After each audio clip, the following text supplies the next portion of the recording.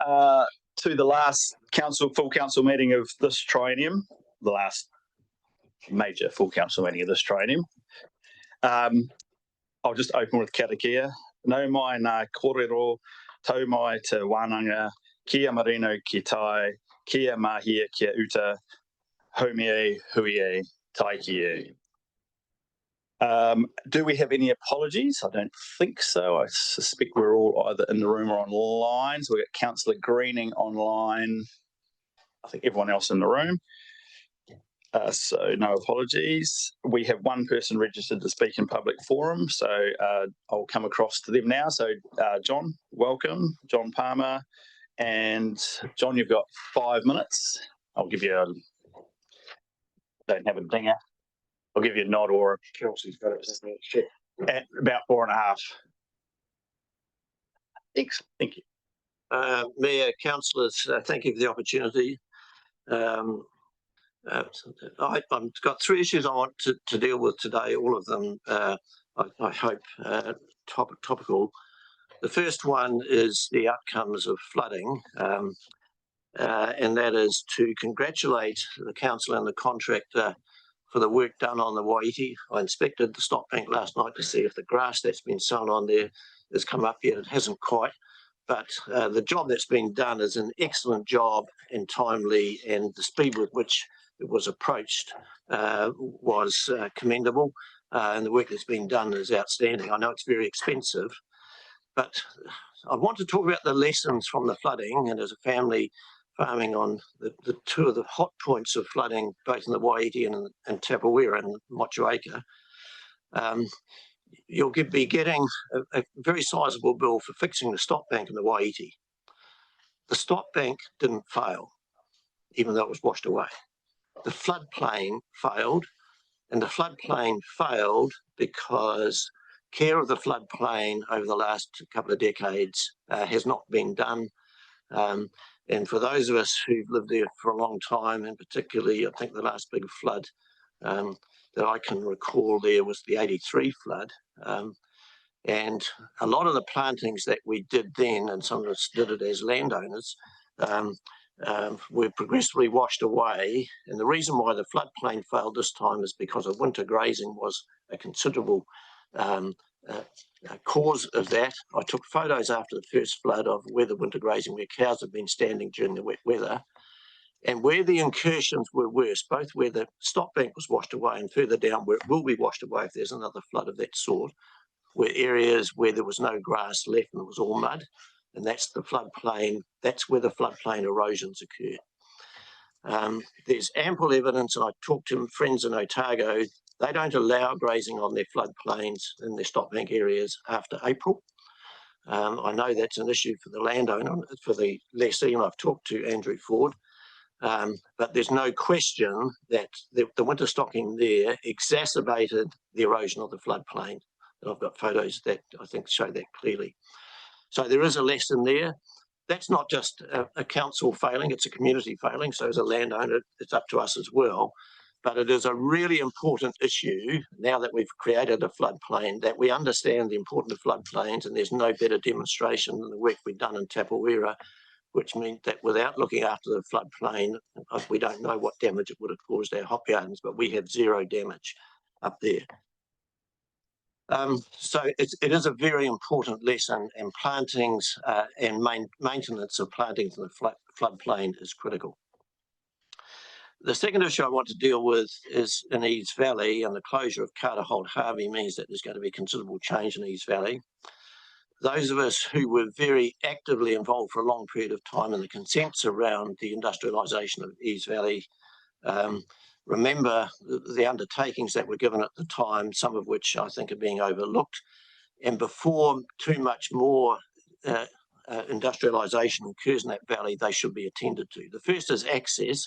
It was always intended that upgrading the Eads Valley Road at the Alduri Road corner would create a new road, which is what happened correctly, and that was to be the entry point for access to the industrial zone. The old Eads Valley Road was essentially going to be closed to heavy traffic. It is currently being used by heavy traffic in a way that was never intended, and I'm surprised that the council allowed. I know there's some issues that, that road should not be used for particularly B trains and coming out of a very sharp corner on that part of the highway when there's a good access further down.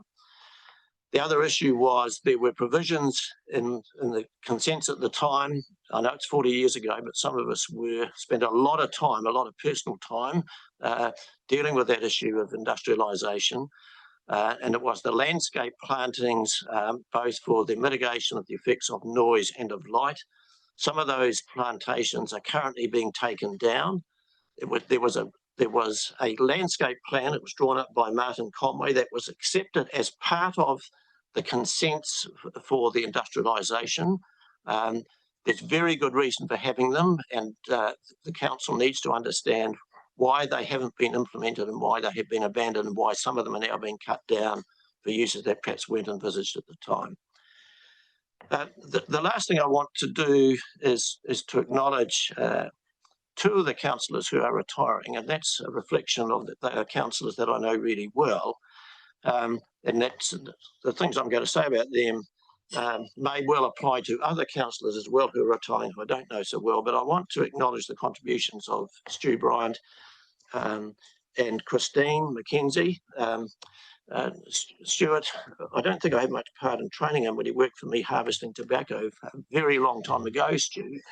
But what I do recall was the quite insightful questions that were asked for somebody who hadn't long been farming and had a university degree, and Stu would assume that I would know some things, which I usually didn't. But he had an inquiring mind, and I think that inquiring mind has been an asset around the council table.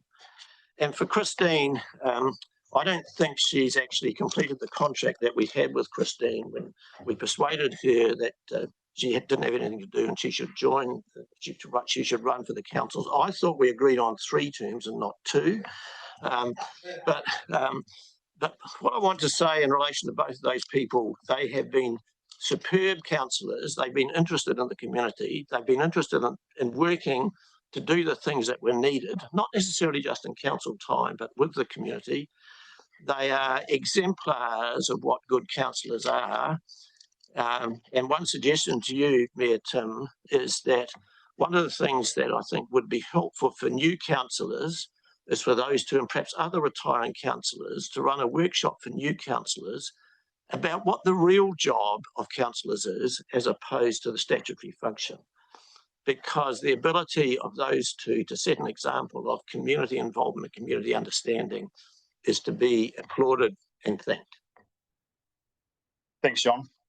Thanks, and we'll follow up the points that you raised in relation to East Valley and provide you feedback post the meeting.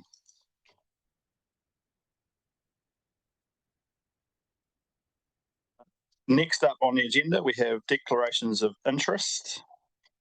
Anything related to items on today's agenda? Okay. Anyone has declarations to make? No, thank you very much. And next we have minutes to be confirmed. So the Tasman District Council meeting from the 11th of September.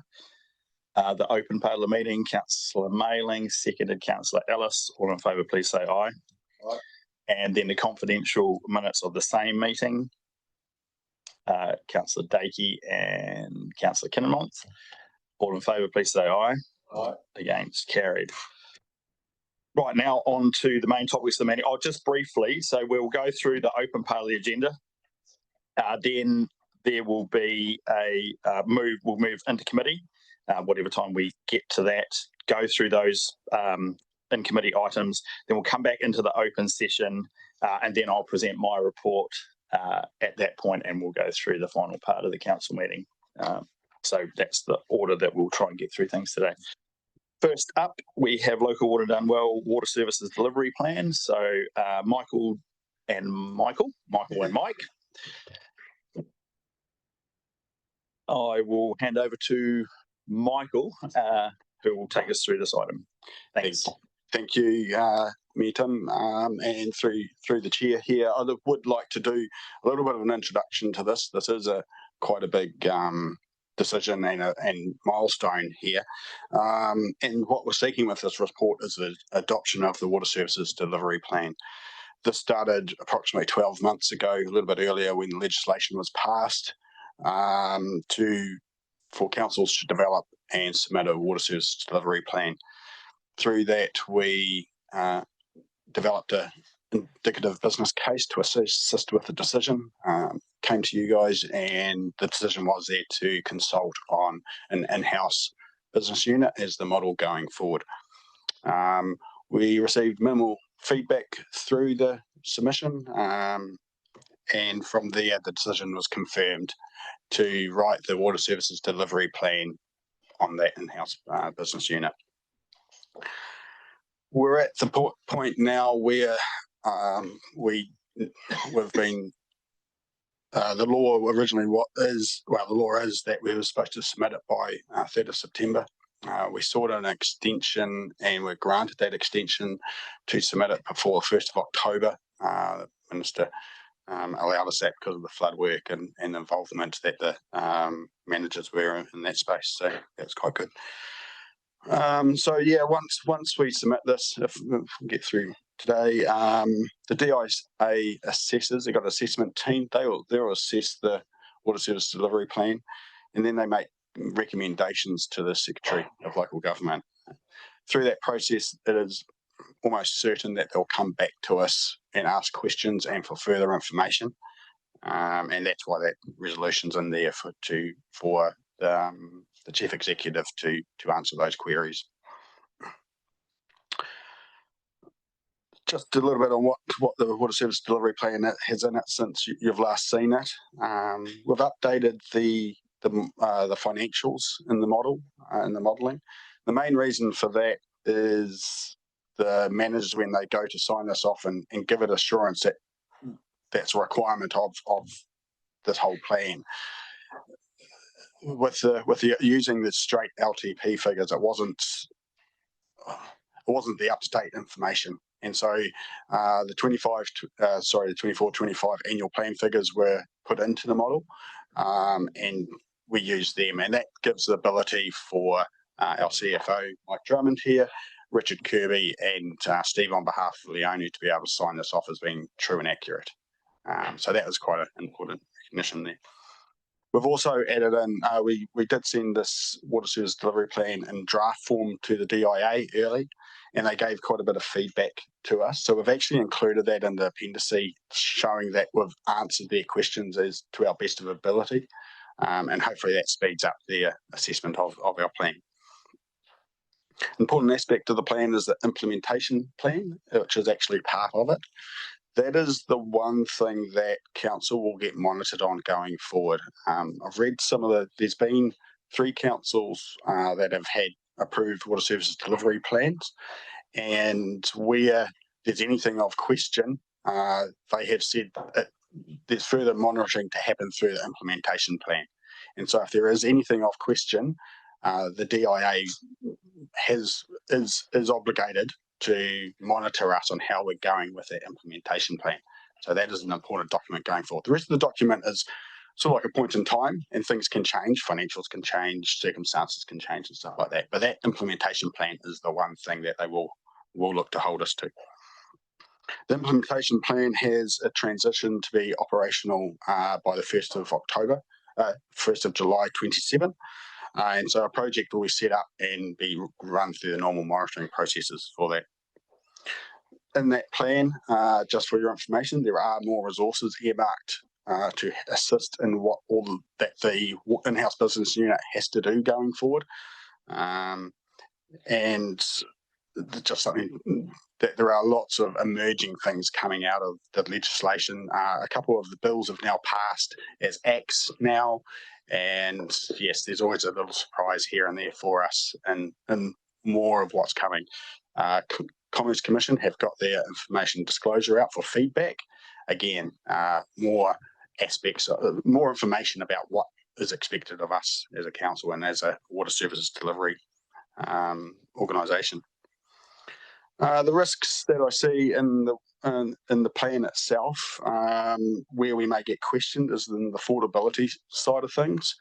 We are double the international industry standard in affordability terms. And while we meet legislation, while we think the financials, all the different measures, we meet actual legislation as it's written, where there are other metrics that gives them the ability to look even deeper and even further. And so that affordability is definitely one of them.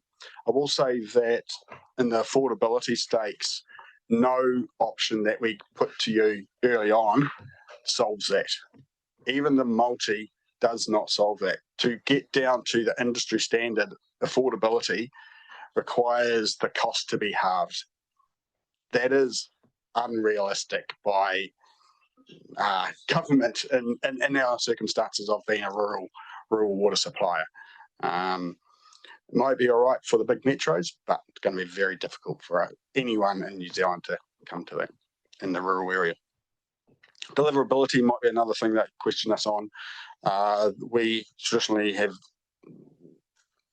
delivered a certain amount of capital or investment in the space, and what we've got in the next 10 years is over double that. So they may come to see and say, how are you going to deliver double on average what you've done in the past? And so they are looking for actions there. They are looking for things that actually we are going to do as an organisation to deliver that investment. And that goes back to the revenue and therefore the affordability side of it as well. And as mentioned, there's some emerging requirements coming out, which we do have to do more feedback on. And that's going to be the costs. Just to say that the cost of water services delivery is going up. That is undeniable sort of fact that we have to all get our heads around, and doing that, and even transitioning to the 1st of July 27, the transition costs to get up to the speed of what these emerging things are asking us to do in the reporting space means there is going to be pressure on the 26-27 annual plan, even from the transitioning. So we're noting that as well. And in that space, the other models, the CTO and establishing a CTO or establishing a multi-CTO, there's not a lot of difference from what we have to get to in an in-house business unit than there was establishing a CTO or a multi-CTO in the scheme of things. Where are we at? Yeah, I suppose starting to finish up now. Where we're at is we'll submit, hopefully with your endorsement, submit this water service delivery plan. There's two scenarios that sort of play out. One that it's approved, one that it's not approved. Just want to talk through a little about what might happen either way to give you information. If it's approved, yes, transition starts up. It probably needs to start now, to be honest, because there's some requirements coming through now to gear up for it. And we need to get going to be ready with all our systems, our reporting requirements up to the 1st of July, and for a few things before. Commerce Commission will take notice of our water service delivery. They're part of the assessment panel, so they will see where things like our affordability, our deliverability, and things like that, and they will be taking notes. What they do with those notes and when they come to knock on our door, they may wait for that information disclosure process, the reporting process to work through, so it might be a year or two away, or they may take more notice and direct us more directly, like they have with Wellington Water some time ago. So, and another aspect is that we have to do this all again in 5 years. The Act came out that water service delivery plan for in-house business units need to be done every 5 years. So in 4 years' time, we're going to be shaking this up and doing it all again, which does give the ability, which has been asked around the table before, the ability to change models or re-look at models and see if it's still fit for purpose. We can do that beforehand. We don't have to wait the 5 years. We can do that beforehand, but that will be a time if something's not working to change that. If it doesn't get approved, lots of powers for the minister to do all sorts of different things. They may send some experts in to help us come up with the same fact that we can't do anything more than what we're doing now. and they might learn that. There might be some other aspects. They might tell us to do more reporting in this space or stuff like that. They can direct council, is the bottom line there. So we'll see. That is it. I'll take the report as read. And yes, answer any questions. Thanks for that wonderful news. You've really started the day off with, a great degree of positivity. Just before I go to questions, I think what this highlights is the conversation we had actually when we were having a debate about in-house CCO, multi-CCO. There is no way of restructuring your way out of the cost of providing infrastructure. It's just not possible. And I think, as Michael touched on, the fundamentals of providing water, wastewater and stormwater services to a widely dispersed population with multiple different schemes across a huge land area with a small population is just an unavoidable fact of life. Even combining Nelson Marlborough and ourselves, those same fundamental starting points still apply. And so the reason that the previous government went down the three waters model and had 4 entities was to effectively use the very large population bases of Wellington, Christchurch, Auckland and Dunedin to subsidise or offset all of the smaller rural populations around the country. Now, that was singularly unpopular, but what we now find ourselves dealing with is the consequences and the very fundamental issue that was trying to be solved then, which is small populations with very spread out infrastructure in multiple locations that have to meet a very high standard of delivery that is set by somebody else. It's very, very challenging financially. There's been so much rhetoric in the course of the last few months as we go around the proverbial election about the importance of cutting all the nice to haves and all of the community facilities and getting back to basics and focusing on core infrastructure. Like that's going to magic away rate increases. What this report highlights is that is not the key issue we face. The key issue we face is how on earth we afford the core infrastructure at the standard that it's being required to be delivered at, and with the oversight of 2 very major players in future decision making, being Taumata Arawa in terms of the standards and the requirements, and the Commerce Commission in terms of the financial sustainability measures. So, why am I echoing?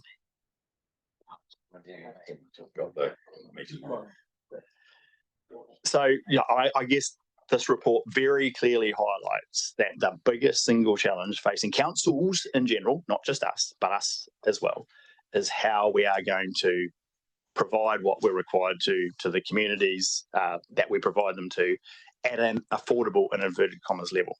And I think what it highlights is any of the models is going to be really challenging. And the in-house business unit is absolutely not the status quo. It is massively, fundamentally different to anything that any of us have, worked with before. And the amount of discretion that the future council will have over what to spend, on what, and when is going to be severely restricted, i.e., a lot of these decisions will be made, not for us, but certainly heavily, heavily influenced by the Commerce Commission and Taumata Arawa. So, look, with that, I think it's a really sobering reminder of just how challenging it is to deliver the core services to communities like we represent in an affordable manner, regardless of what structures you put in place to try and deliver it. So I'll open up for questions, comments, and obviously look for a mover and seconder. At some point, we have to submit this. Remains to be seen whether, as Michael highlighted, it gets accepted or declined, and then what happens after that will next council will have to work through. Okay, so I've got Councillor Mailing, Councillor Dowling. I suspect most people. I'll start with Councillor Mailing. Right. Well, I'll move this, but it doesn't mean I'm happy. I think it's an obligation that we have to do. But there's one omission in the report. There is an independent committee member on the NRSBU, that's Talit Mahmood. So we do get independent. But if you look at this local water's done well, it's a very poor result for ratepayers right around New Zealand if you read the papers about the increases that are coming. There are new standards, and the new standards for wastewater regulations are due out next month could be even more onerous, because on an average, wastewater costs you 3 times the infrastructure what it does for drinking water. So to replace Bells Island is around $450 million today. So new standards will be very hard for a small council where only half our district actually gets drinking water and wastewater. The new audit standards, what a load of rubbish, duplication. Because it's duplication. We're going to be audited by 3 lots. And the costs, it's whatever way you put it, it's an imposition on ratepayers. So the best person will be, the people that will be best off will be those that provide their own drinking water from their roof or from a stream, have their own septic tank, and aren't on stormwater. And they won't be affected. But that isn't what our whole district is like. It is some of our district. So this isn't going to be even across the district either. And that really causes me concern. And the mayor summed it up. If you're in a big metropolitan area, you have the ability to share the costs.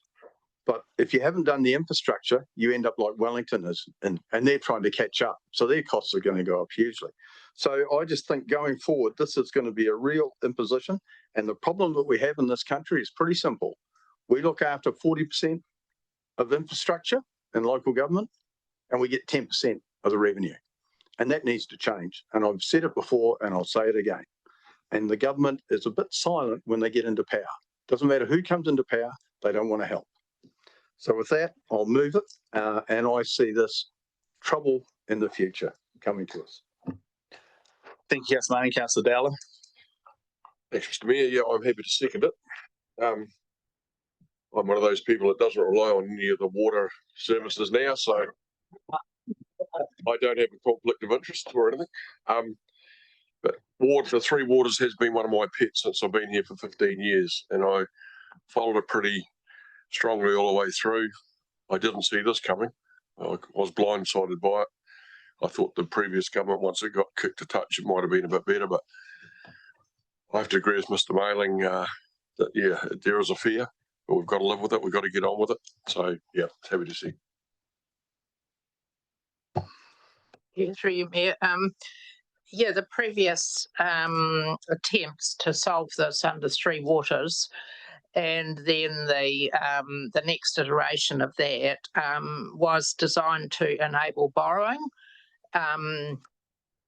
as a group, but now it's come back to council, and so any borrowing we do will presumably simply add to our debt. So in actual fact, there's been a complete turnaround from the original intention of restructuring Three Waters to actually putting the debt right back on the councils again. So as far as I'm concerned, it's a complete failure, and that our ratepayers are stuck with it again. Like Councillor Dowler, I don't actually use water services either, so I must count myself as lucky, as a lot of rural people do.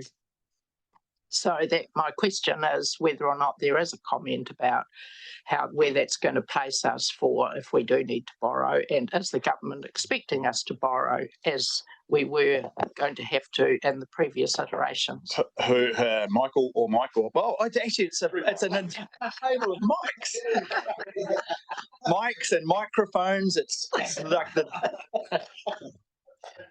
3 mics. So you, Mr. Mayor. Yes, the councillor is correct.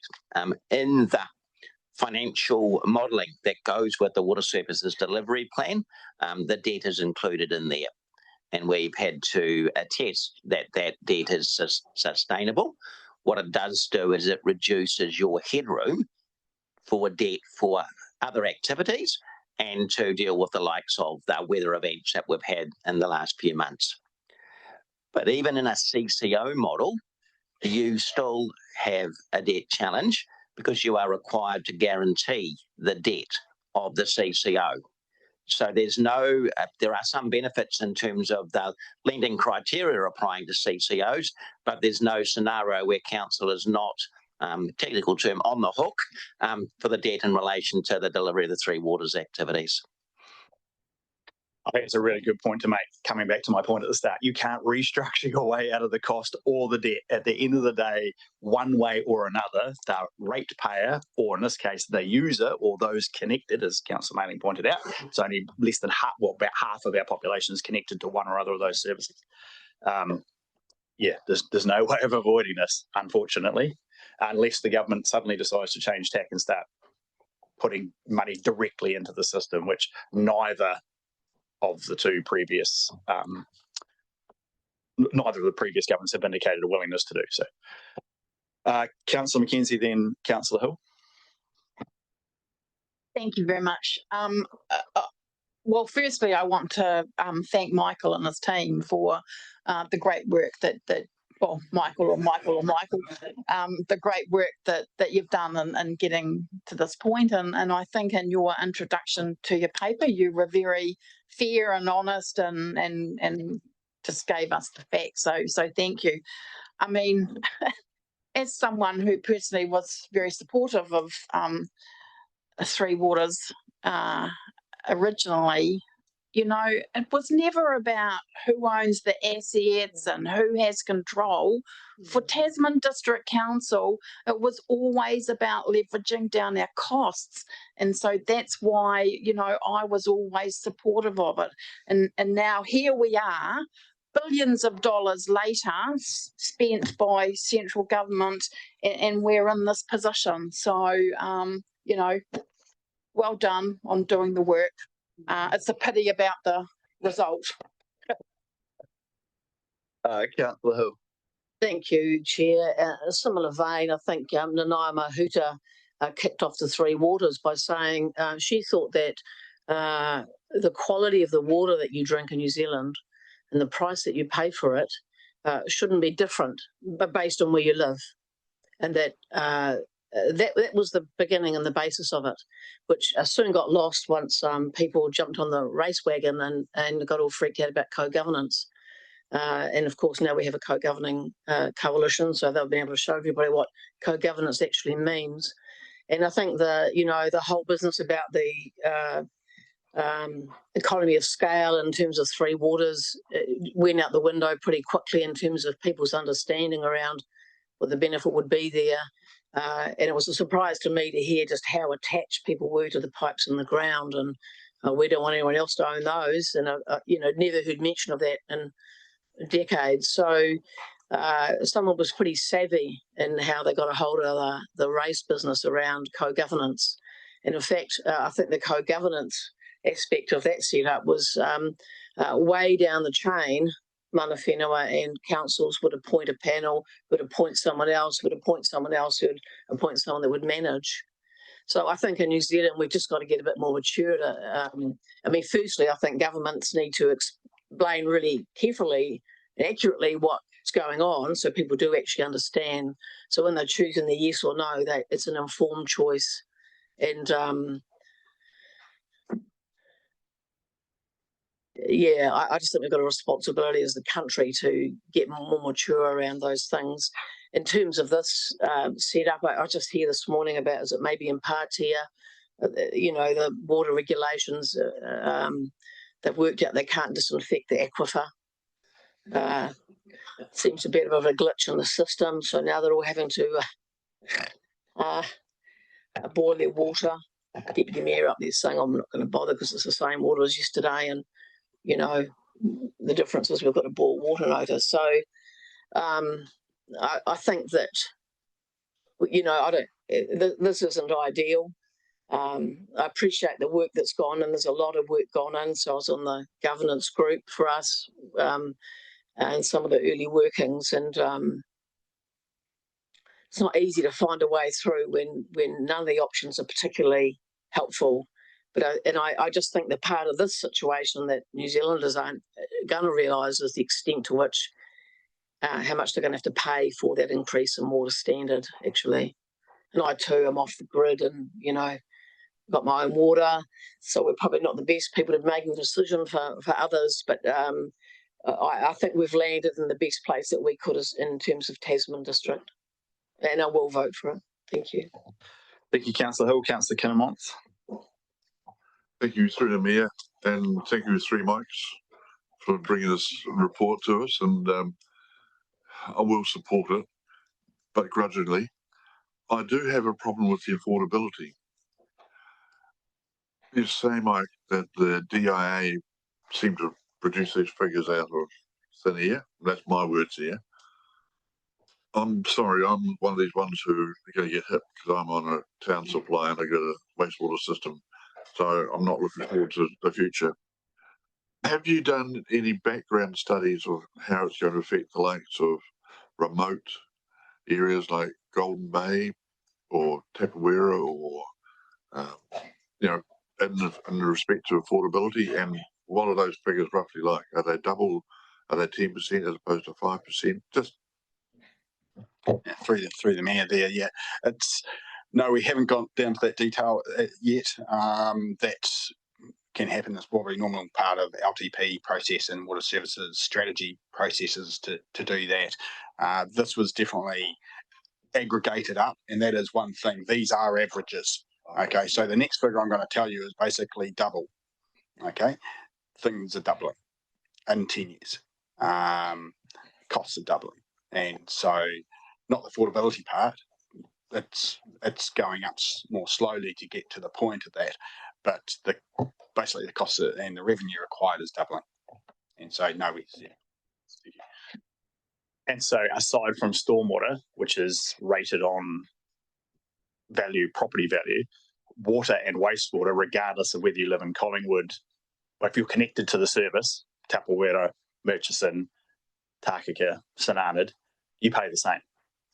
So that's the system that we've always traditionally run. You pay the pan charge, you pay the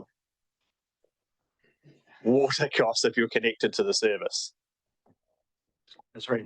Yeah, pan charge, actually correct. It's the same across the district. With water, it's slightly different because we've got the 3 rural schemes, which are individual water schemes. And it's quite a different system. Urban connections, I get that. But urban connections are all the same, yes. Yep. For this townships, as in connected to the council's reticulated water supply. Yeah. So, Councillor Walker.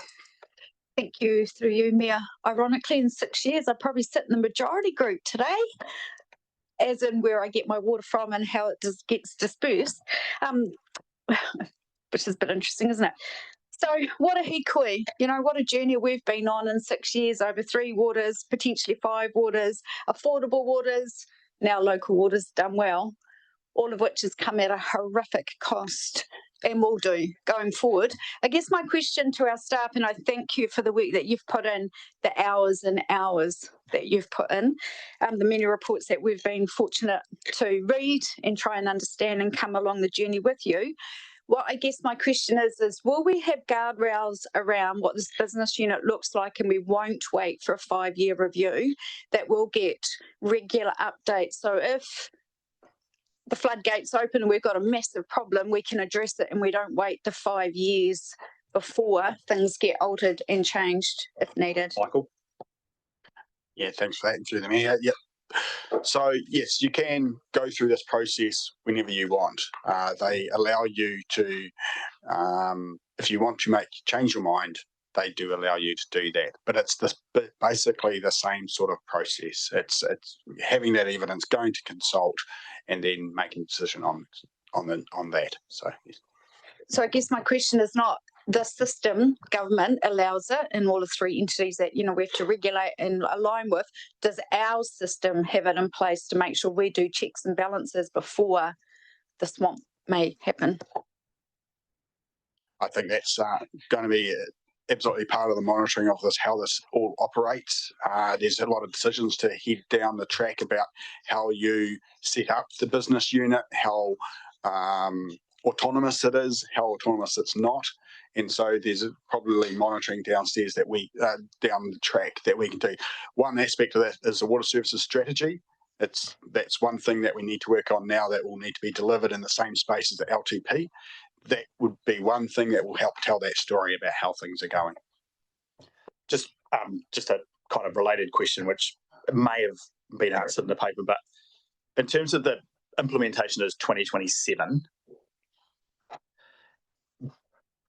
Is there an impact? But there is an impact before that, isn't there? So as the new council considers its annual plan next year, it is going to have to start taking account of and or accounting for what's contained in the water service delivery plan.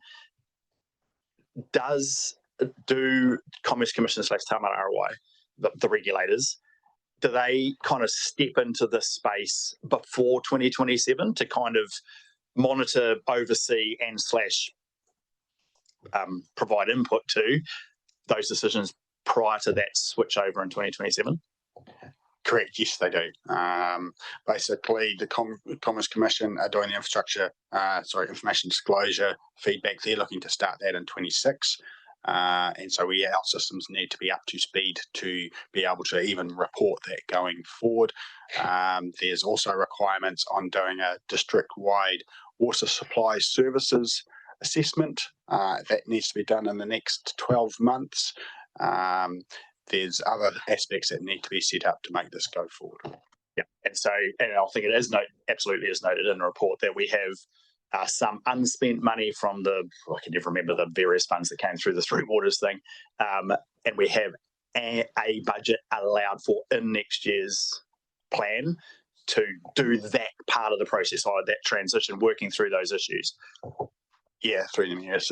Yes, we do. There's the funding that we did get from government for the Better Off funding and what's left off that, and we have put an amount in this year and next year to get into that. So that is included in that. Okay, thanks for the clarification. Anything further, Councillor Walker? Councillor Murray, then Councillor Greening. Thanks, Mr. Mayor. So just on the annual plan or the long-term plan figures that are sitting there, so the 23.7% step in 25-26 and the 16.6 in 26-27, we've factored those in. They're already there, or is that coming in terms of next year's AP? So the funding that we've got in the annual plan is the some transition money. Right. Okay, so that is factored in now.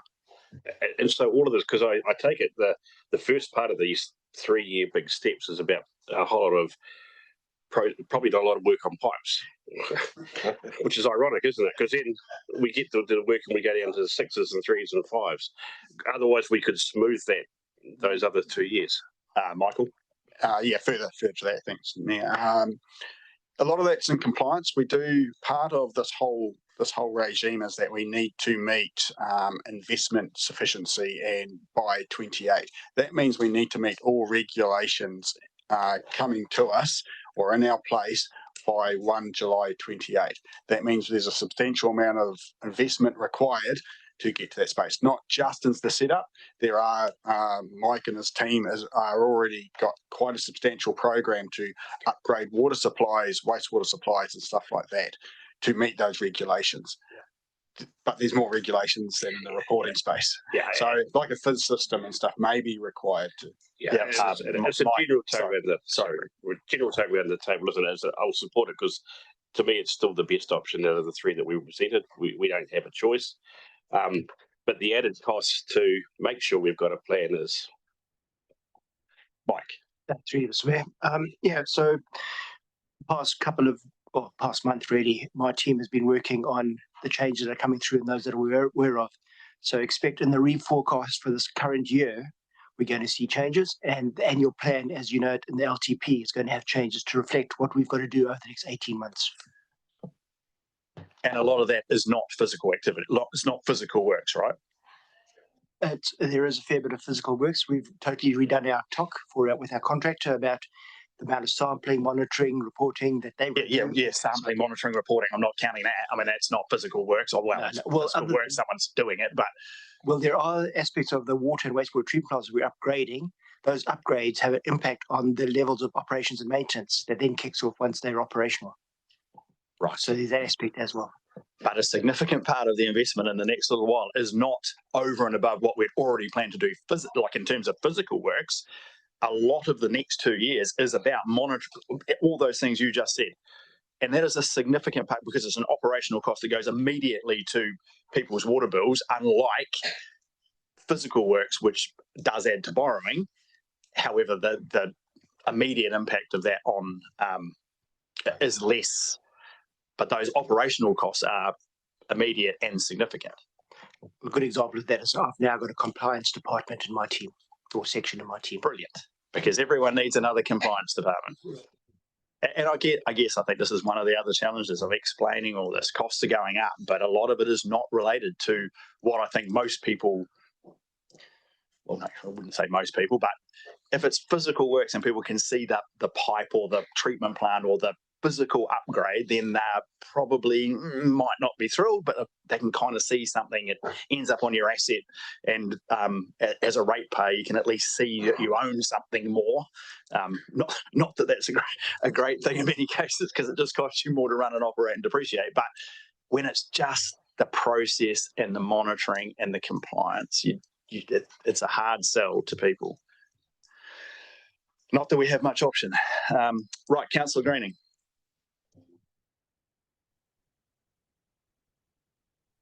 Thanks. Can I just, before I jump into my question, just respond to some observations made?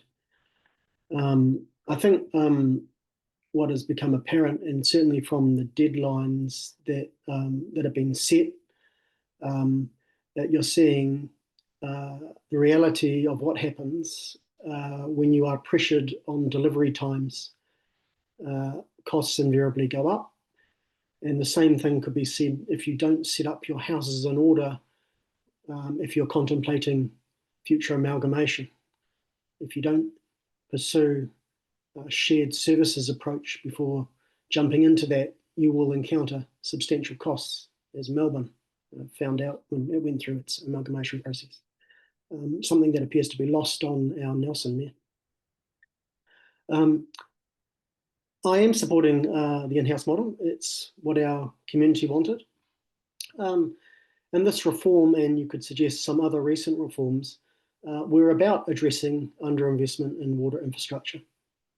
Due to rates revenue appearing to evaporate into other activities that were not core business. And that's been the concern of central government and the wider community, and hence why you've got a government that has pursued this agenda.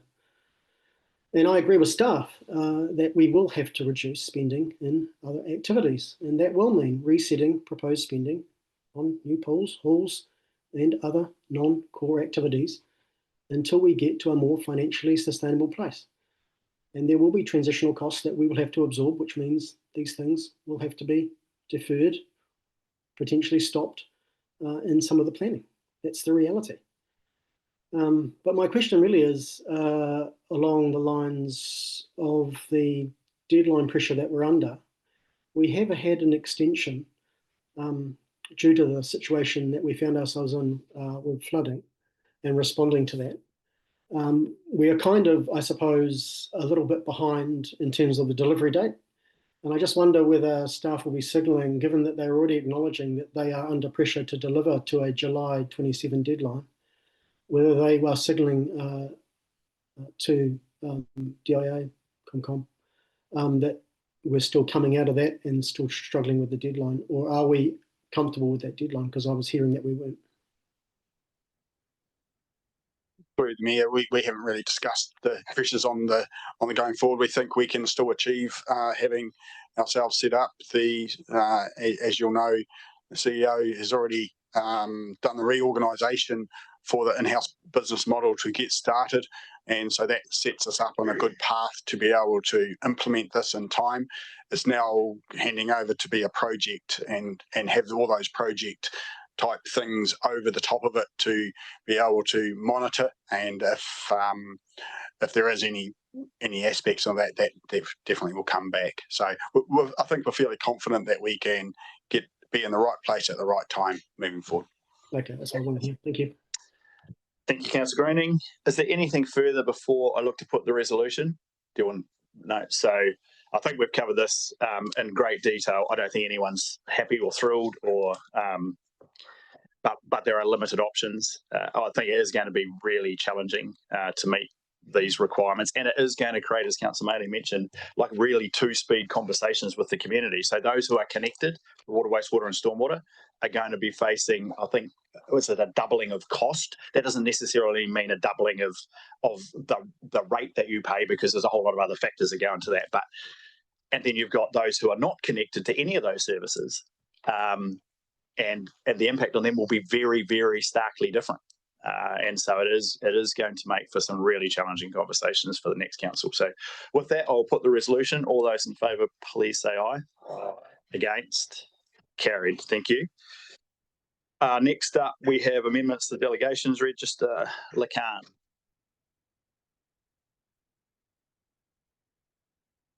Lacan and Leith, welcome. That's all the M's, now it's all the L's. Lacan, over to you. Through the chair. Good morning. This paper seeks amendments to delegations. There's really two sets. The first one is due to organisational changes, we're seeking a resolution to make changes across all the delegations to 3 positions that have been affected by the reorganisation.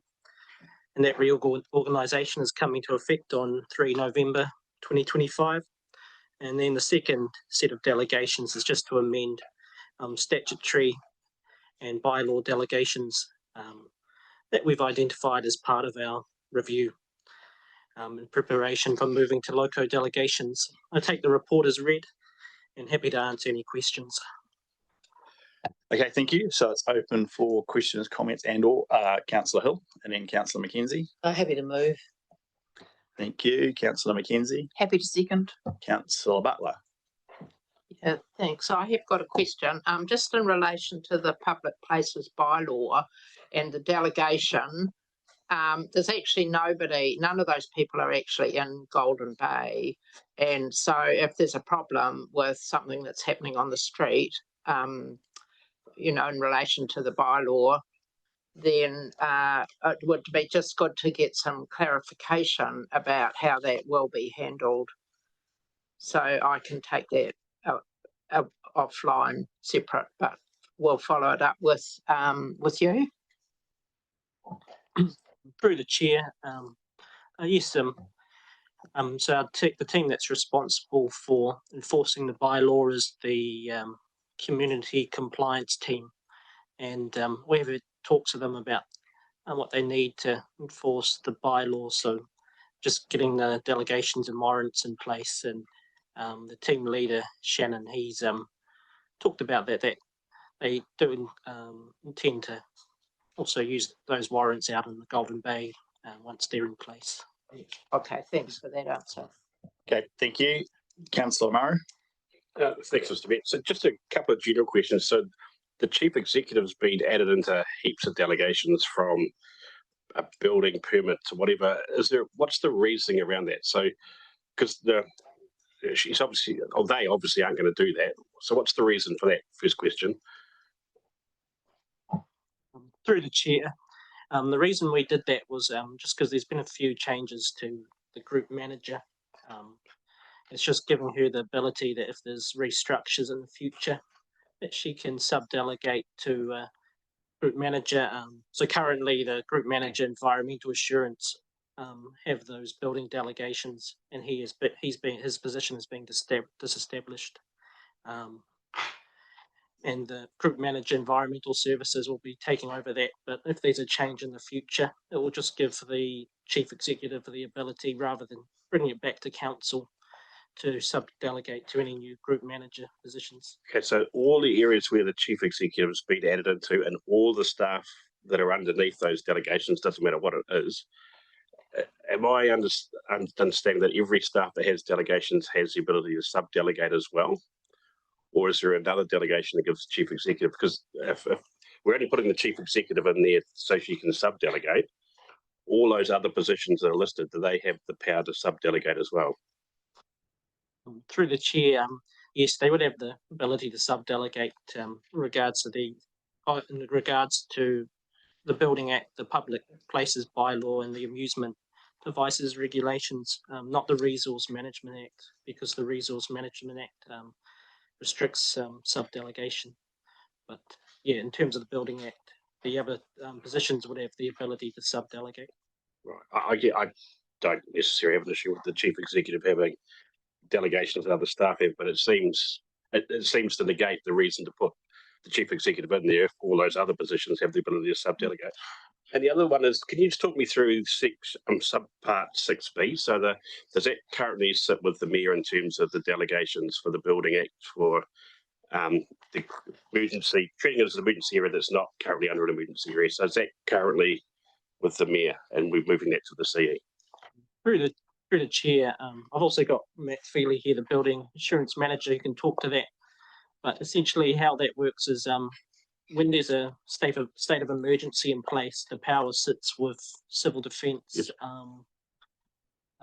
officers. So that's, if there's a state of emergency, that's a controller, and if there's a transition, that would be a recovery manager. So they hold the power in sort of those civil defence emergency situations. And in regards to the mayor's power, he does have a power to make a designation over an area in an emergency, because he's listed as a person who can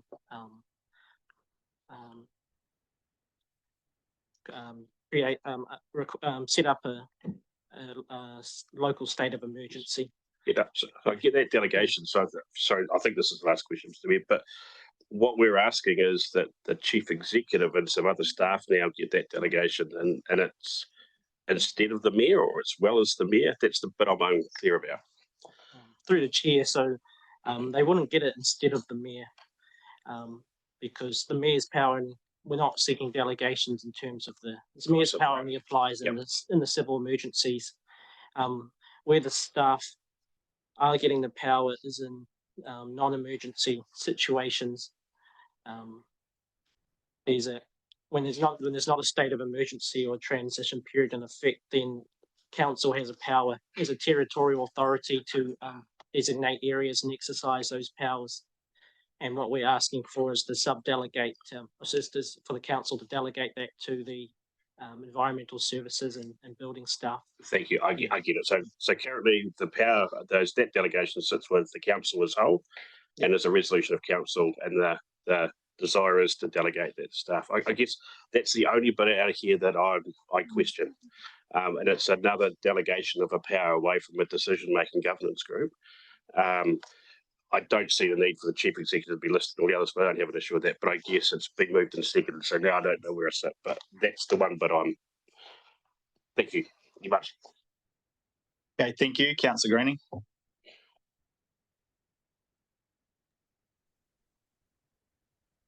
Yeah, like Councillor Maru, it does feel today, as I look across other reports that are seeking delegation of powers from this council, the council is gradually abdicating its powers to staff. And I do have a concern with some of the delegations that have been allocated. I've raised these concerns with the acting CEO in terms of the CEO review subcommittee. I still consider that when you read clause 2A of that delegation, it quite clearly states that the CEO review subcommittee is supposed to make recommendations on remuneration, and that the panel only sets the quantum. It doesn't actually approve the quantum. That's still with council, but apparently we haven't followed that process, and that still concerns me, and I'm hoping that either that's revisited, which I think it should be, and if it isn't, then it's reviewed, which it definitely needs to be if you want to go off in a different direction. But at the moment, as I read that, those delegation powers. So just for clarity, that's like the third of the reports. That's not in this specific report, is it? It's just in relation to delegations generally. I'm just making some general comments about how delegations have gone and how they have been gradually interpreted away from full council. And I think we need to be concerned with some of the wording coming through in some of these delegations, because they are not clearly being applied to the letter of the wording in the delegations, and that is a concern for me. So I'm raising it here because I don't have the opportunity to raise it in any other item, and I think it should be a concern for this council as well. So I just make that observation. The acting CEO is certainly aware of my concern, and he's assured me that it will be dealt with. But I do think there needs to be some care with the manner in which these delegations are being made, because one party thinks they've achieved an outcome which is in the CEO review. The mayor and the committee are now setting and approving. I think they were just setting, but they now seem to think they are approving remuneration, which was never the intention of that delegation. So I just want to make that point. Generally, it's a statutory function and acknowledgement. So I fully support that, provided that is what the intention is, because we've had these discussions before, and again, the CEO review panel, where we've had these discussions around it, and we were reassured that this would come back to council and this power wasn't delegated, and then subsequently it turns out it's been interpreted a different way. So as long as these are just an acknowledgement of a change in position and a statutory updating, that's fine. But I am concerned that we're seeing some changes and then some reinterpretation of some other delegations where they think they might be in conflict, in which they clearly are not. That's my concern. So I'm happy to support the delegations as I sit today, but I'm just raising this concern about other delegations which do need to be reviewed. And I think the CEO review delegation has been wrongly applied, and council were supposed to approve the CEO's remuneration. And that hasn't happened. Okay, yeah, points noted, and obviously the next council will get to review the entire delegations model / the committees and everything else as well. So I'm no doubt, should one or other of the people around the table be here, they will raise those issues, and the new council will be able to address those. Is there technically it should be a concern, because the CEO review committee may have acted ultra vires. Yeah, well, I'm pretty confident that they didn't. So the advice I've seen and received. So again, ship that sailed for this term of the council. Councillor Kittermont. Thank you, through to me. We're a bit of diving down a bit of detail here, but on page 132, section 221, it delegates building staff to destroy, sell, dispose of any building products on a landowner's bit of land. Can you give me, for instance, when we'd use that delegation?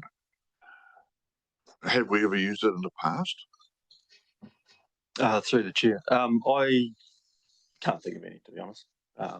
It's something in the Act that we've got available to us, but I can't think of any time we've used that. Well, why okay, thank you. Why put it in if we've never used it in the past?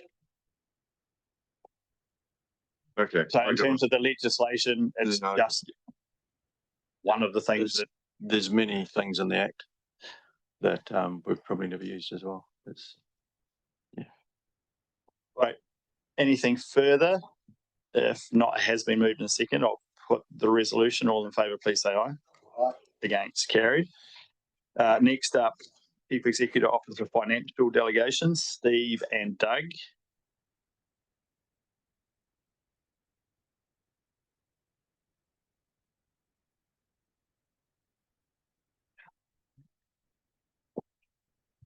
So yeah, we've got a distinction in 4 names, which is a good thing. And I've moved around to this end of the table too. So through you, Mr. Mayor, I'll take the report as read, but want to reiterate a couple of points that are within the paper. So first and foremost, it comes back within this triennium at the request of councillors, and that's a follow-up to a July meeting that we had and a workshop that we had just a few weeks ago. And the stated purpose, as it says, is to seek a proposed change to the CEO's delegation. It's important that we recognise that the council's procurement policy only allows procurements that are approved through the long-term plan, the annual plan, or a separate council resolution. And this paper documents that the scope of the tenders panel is extended to include those things where there is high strategic significance or community interest, not just a dollar value. Council has also asked that the matter be addressed by the Audit and Risk Committee. The timing of this meeting with the next Audit and Risk Committee is such that we can't do that. The Audit and Risk Committee is next week, I think. But I do point out that the draft policy has been reviewed by Audit New Zealand, who advised that it aligned well with their expectations. And as a matter of course, procurement activity will be shared with Audit and Risk as part of a regular reporting. The internal procurement panel, as we discussed at the workshop, is important in terms of lifting the council's procurement maturity. And an increased delegation is proposed because it reflects the increased costs of what are now more routine procurements, but it also allows the policy to give greater effect to the consideration of whole of life procurement value, which is something that we perhaps haven't been focusing on as much as we should have. With that said, Doug and I are happy to take questions. Okay, thank you. Deputy Mayor Brian. Thank you, Mr. Mayor. Steve, thanks for the report, and Doug. This has been for a workshop that I chaired, and also the tenders panel have had a discussion around this, and we're comfortable with where we're going with this. So with that, thanks for the report, and I'm happy to move the recommendations. Thank you. I've got Councillor Dakey, Councillor Mailing. Thank you, through the Mayor. Just express my frustration that we couldn't have waited to go through audit and risk.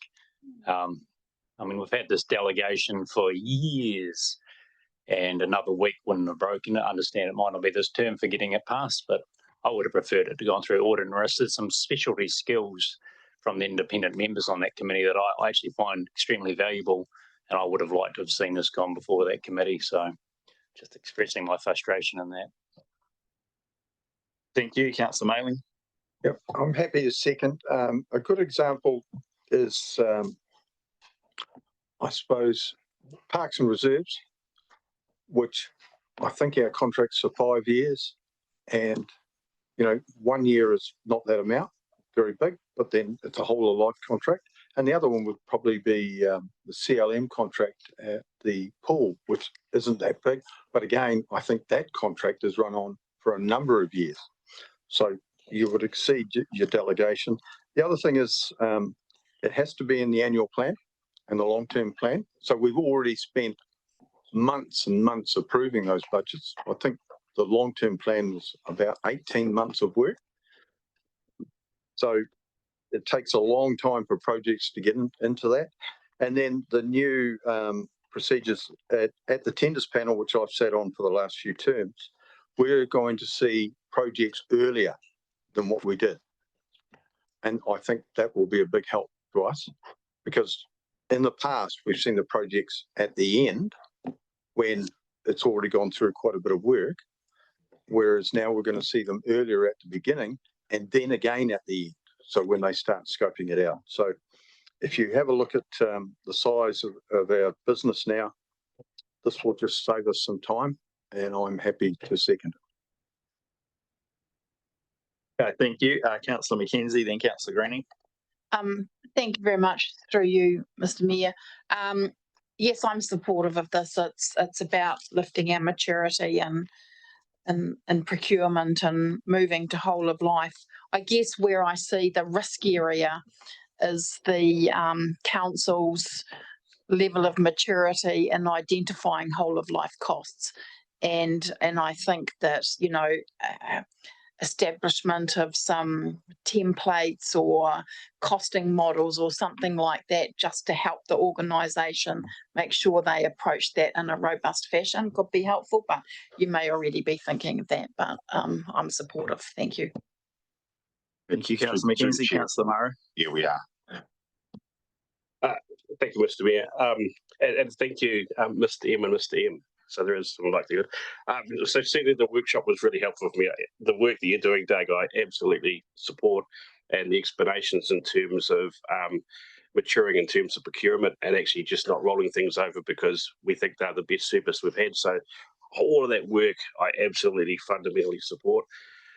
I'm not at the $6 million mark though, and because I know costs have gone up, but at the end of the day, $1 million is not an insignificant amount of money. And if it's an operational piece of money, it's 1% in terms of what we will need to raise. And yes, it's in long-term plan budgets or annual plan budgets, but I've been often told around this table that they're just budgets, and they're just an indication. And so the scrutiny of the procurement and the involvement of this table or the tenders panel in this procurement is something I think is a journey that we as elected members need to be taken on, and not sort of sheltered from or removed from responsibility and be involved in that conversation. So I can give it a crack. In terms of where you're going and where your report is, but I'm number 2 would have to be it confirms the chief executive's financial delegation is $1 million. So I'm happy to move an amendment to that if there's a seconder, but I can't support that as it is. I'm disappointed it hasn't been to audit and risk. I'm disappointed that we had to ask for it to go to audit and risk to get there.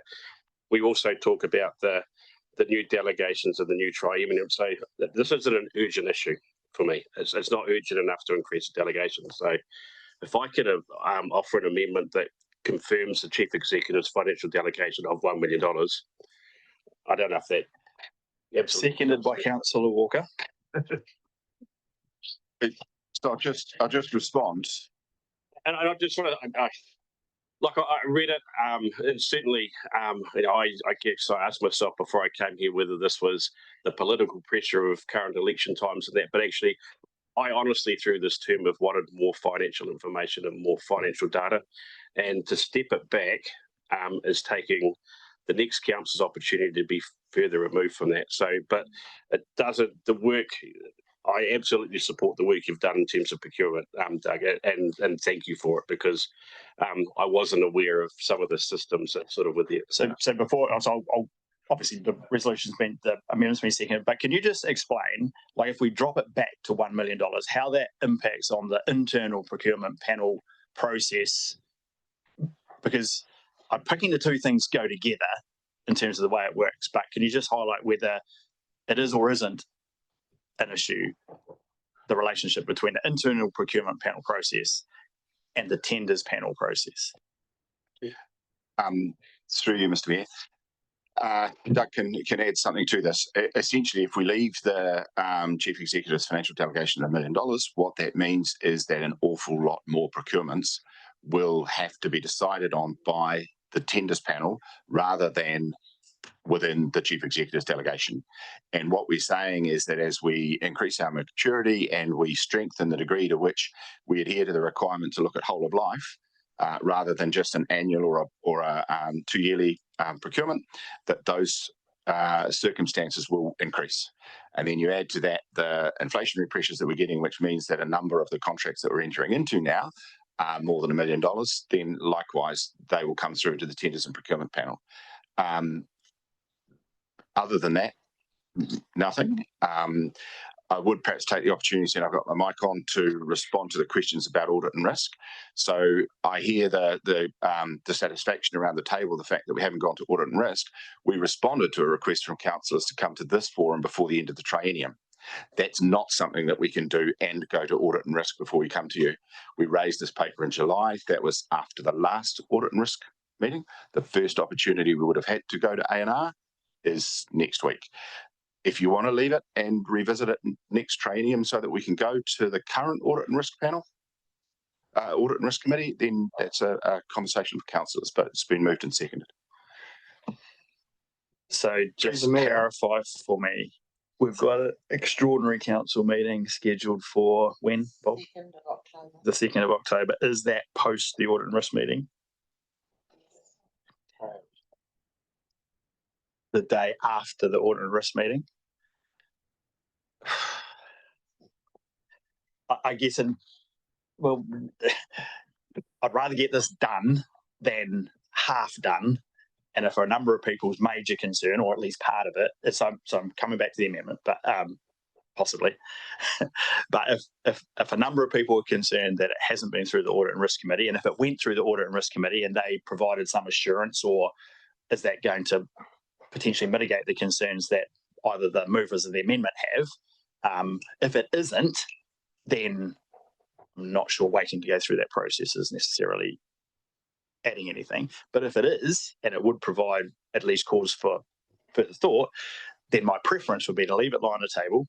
It's a week away or whatever it is. It means that extraordinary council meeting is going to be slightly longer potentially than it currently is, because it's just dealing with one item. But like, I'm really in the hands of the committee. I'd rather do this properly. And if one of the concerns is the audit and risk step, then it's not an unreasonable concern, given that was a request of council, and given we have a meeting scheduled, doesn't seem like a terrible idea to wait. Okay. So with the What did they have to? What do we have to do to for the amendment to like disappear and then leave it lie on the table? Yes, that. Okay, so if the mover and second were happy to withdraw the amendment, and then someone moved that we leave it lie on the table to be reconsidered at the council meeting on the whatever day it is, post the audit and risk committee, then I think that's the probably best course of action. If it's helpful, Mr. Mayor, if I move to withdraw it and move to make that motion to leave it lie on the table. All right. Thank you. So it has been now. Yeah, I'll come to Councillor Greening, but he may be wanting to speak to the resolution, which is no longer the resolution, but he can speak to the leaving it lie on the table resolution. Okay, so it's been moved and seconded that the item be left lie on the table. I'll come to Councillor Greening. Thank you. I think that is the sensible approach and the approach that I was going to suggest. I also have some concerns with some of the wording that's been used. I think audit is the right venue to go to. They've given some very constructive feedback in terms of earlier instances where councillors played banker with WIL and suggested council shouldn't be. So I certainly have a lot of confidence in what's coming from the audit committee in terms of advice. But I do think there is a question and concern for me over the scope. And I know you've taken, as Steve has suggested, a whole of life approach. But it currently reads as LTP or annual plan or whatever. There's no indication whether the LTP trumps the annual plan or the annual plan trumps the LTP, in which case you could be authorising larger sums than in either of them, depending on which one you want to choose. And some of these projects are quite substantial and would probably go up to the 6 million mark, or at least kick off a train that would be impossible to stop if council had some concerns. So we don't always agree, even though we set the LTP. It's a long-term project, and pretty much 3 years out from the LTP, it gets pretty fuzzy. And the fact that we're resetting the LTP nearly every year in the annual plan, I think reflects the fact that the LTP may not be the best guide.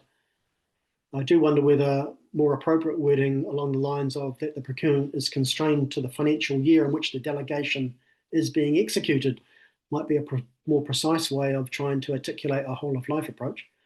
But I'll leave those suggested words for the audit committee to ruminate over. But I think the constraints that you're trying to impose here, I think, could be better articulated than just framing them in terms of the LTP or annual plan. But I wholeheartedly agree that it should be left on the table and we wait for audit to come back. Okay, thank you, Councillor Greening. So I'm sure those comments will have been picked up by those who are going to report through to the Audit and Risk Committee and those who may be on the Audit and Risk Committee. So I'll put the resolution. All those in favour, please say aye. Aye. Against. Carried. Thank you. We'll now break briefly, 10 minutes. So if we can be back about 5:02. And the next item is delegating cross-funding of capital projects. And Marie is presenting this report.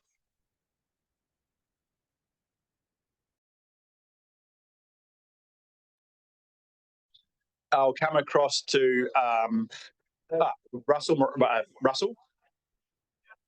So we'll just, lovely. Russell, over to you. Thank you, Mr. Chair. Just a brief introduction to this report. The proposal here is to have the delegation to move money within the approved long-term plan years to give more flexibility in the capital delivery program for projects. We often have projects which for some reason will be stopped due to land issues and the money can't be used. And then we have other priorities which we'd like to fund, and currently we go to the full council. And there's a paper coming to the full council later on today, which takes a lot of effort to write, a lot of time for the full council to decide.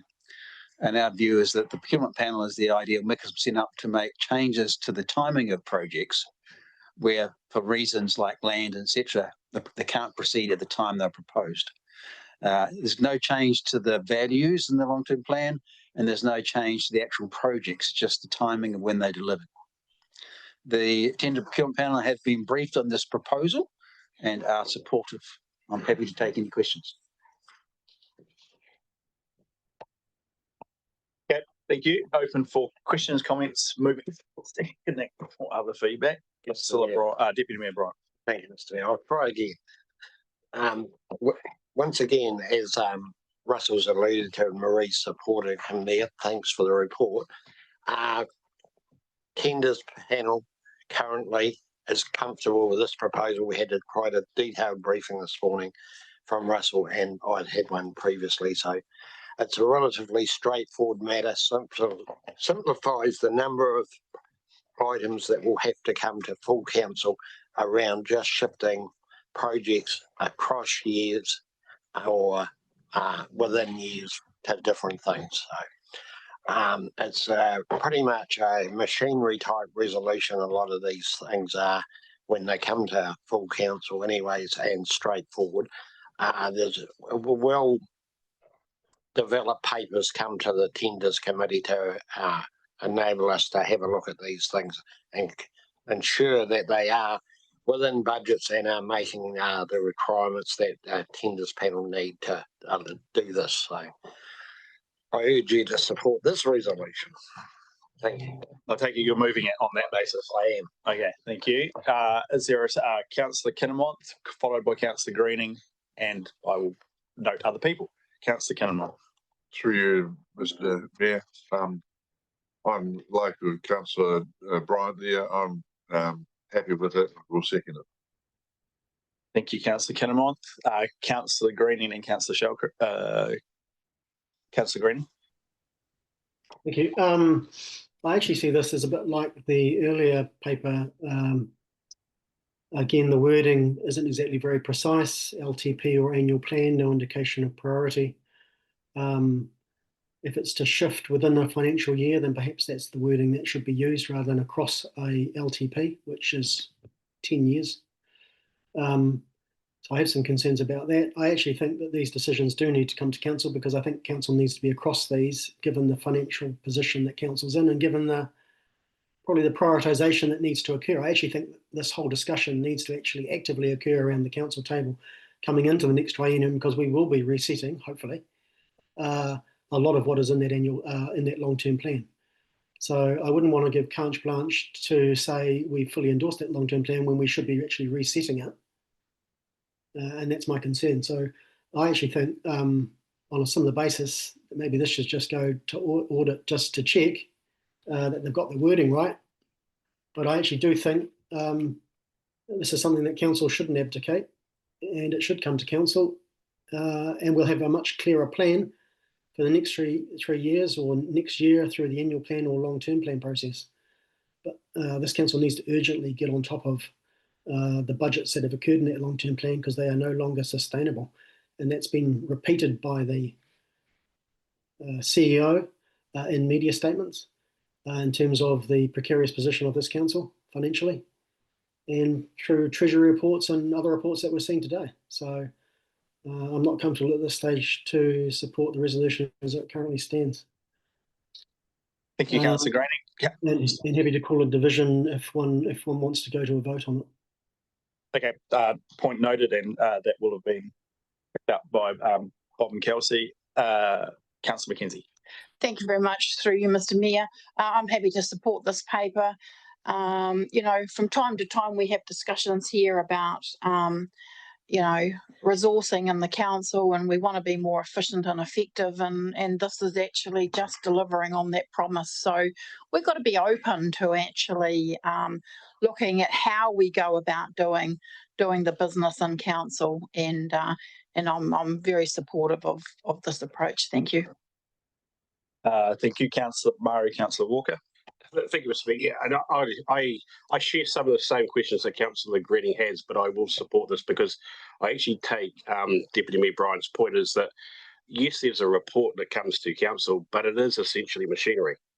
So I've never seen it not being adopted or not moved. So it is a machinery process.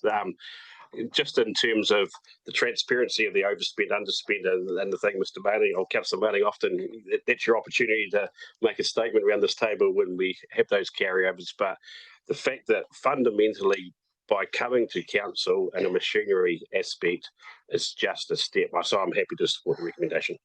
Thank you, Councillor Murray. Councillor Walker. Thank you, through you, Mayor.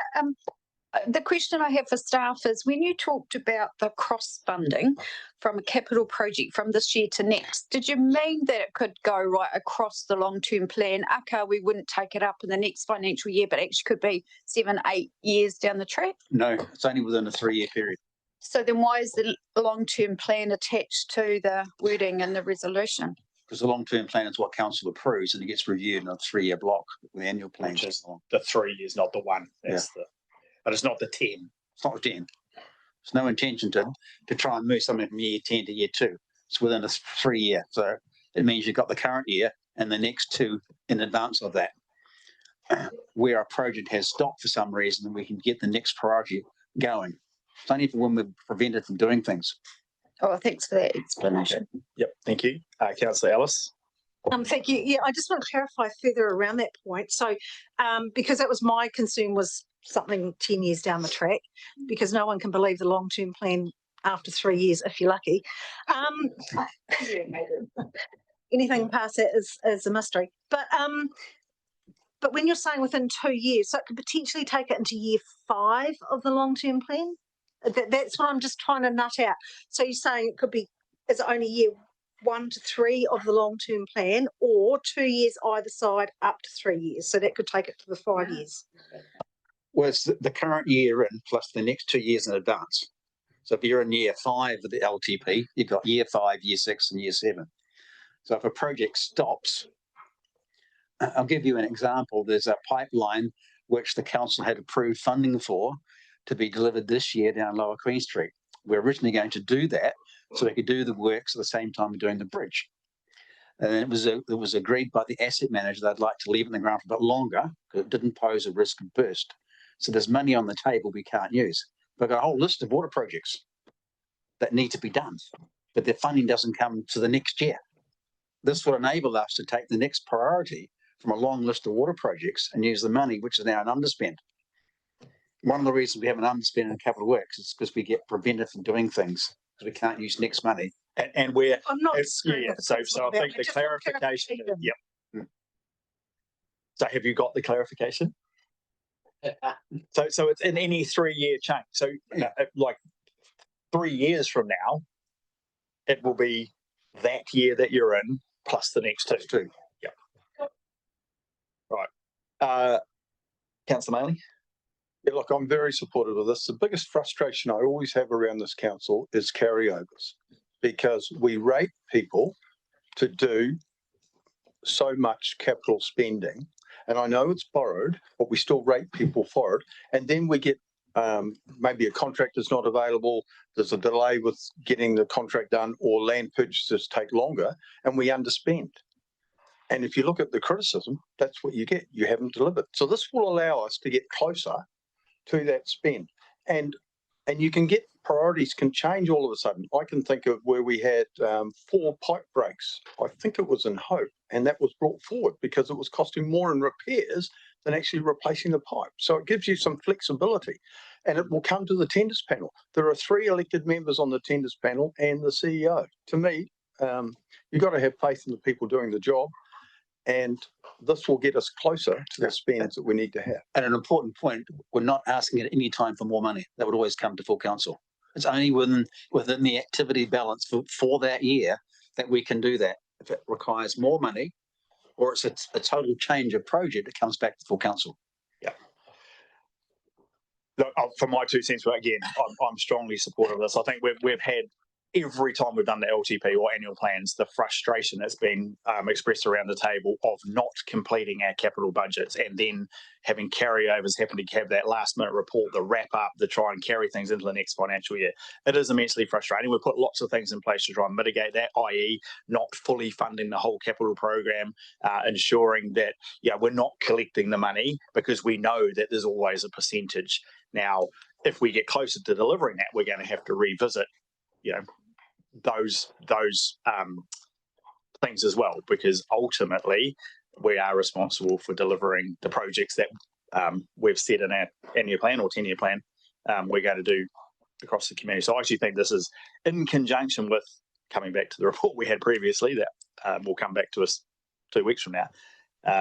it's all part of an overall package just to become much more efficient, and for council collectively to focus on its governance role and these key decisions around delegations, setting of the 10-year plan, setting of the annual plan. They are our role, and we need to put all our time and effort as governors into ensuring that is what we would like it to be. Then we need to give the tools to the council staff to then deliver that the most effective and efficient way possible. And this is part of that overall package. So I'm very supportive of the recommendation. Councillor Greening, you've already spoken, so unless there's something very specific you'd like to raise. Just responding to the observations made, which is the tenders panel will do it. I think you've forgotten we were just talking about delegating that itself to the CEO. So the control mechanisms are being eroded. So you can't assume the tenders panel is going to be there if you're going to then pass a $6 million cap on the tenders. So as that, yep, point noted, and I did point to the package of delegations that we've considered, and that particular one will come back to us, and I'm sure your concerns will be reiterated at the council meeting in however many days' time.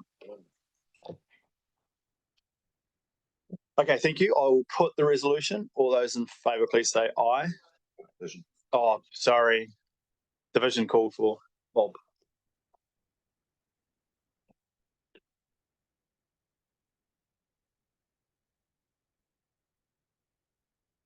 Give me a Bryant. For Councillor Butler. Councillor Dakey. Councillor Dowler. For. Councillor Ellis. For.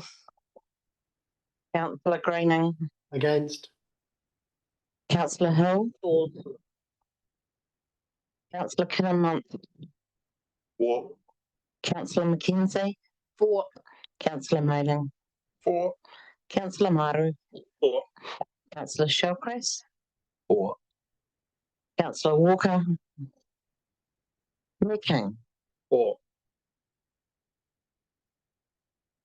12-2. So resolution is carried 12-2. Right, next up we have a statement of investment policy and objectives, and this is in the name of Nick and Mike.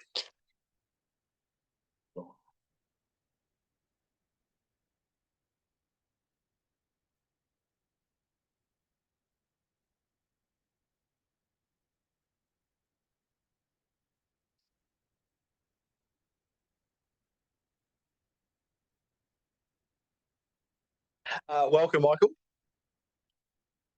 Through Miss Me, I'll just introduce us on behalf of Richard Kirby. He'd be normally the group manager who would here, but he's currently on leave. So you've considered SIPO previously, had a workshop in January. The recent flood events have reinforced the need to have a diversified resilience fund. This is not a decision on the fund itself. You've already agreed to form the fund. It's not a decision on the assets you might well dispose of to go into the fund. That's a decision that's already been made and one that can come back in due course. That's not an appointment, a decision on the appointment of who's going to manage the fund. That's a decision that's already been made. So today we're asking you to focus quite sharply on the statement of investment policy and objectives. Now, this has been considered and is recommended from the Enterprise Committee. It's also checked and it's consistent with Council's investment policy. This is a key decision in terms of I can't authorise the transfer of $3 million in ETS sales proceeds into the Diversified Resilience Fund until this SIPO is in place. So it's the importance of the decision today. You'll note there are 2 blanks in the policy, those who looked at it in some detail. The start date will be the date that it's adopted. So if it's adopted today, that will be today's date. And the starting investment will be the $3 million that you resolve that we would sell in terms of ETS credits. So with that, and I suppose 1.2, that these investment policies are subject to review from time to time. So just as every triennium you go through, or at least every LTP you go through and review council's main investment policy, from time to time you will also go through and review the policy as regards to Diversified Resilience Fund. So with that, I'm happy to take the report as read. Nick Chin is here to assist on any questions. Okay, thank you, Mike. It's open for questions. Councillor Dowler, then Councillor Butler. Just happy to move. Thank you. It's been moved. Councillor Butler. Happy to second. Thank you. Is there anything further? If not, I will put the resolution. All those in favour, please say aye. Aye. Against, carried. Risk pool trustee proposed amendments. Steve.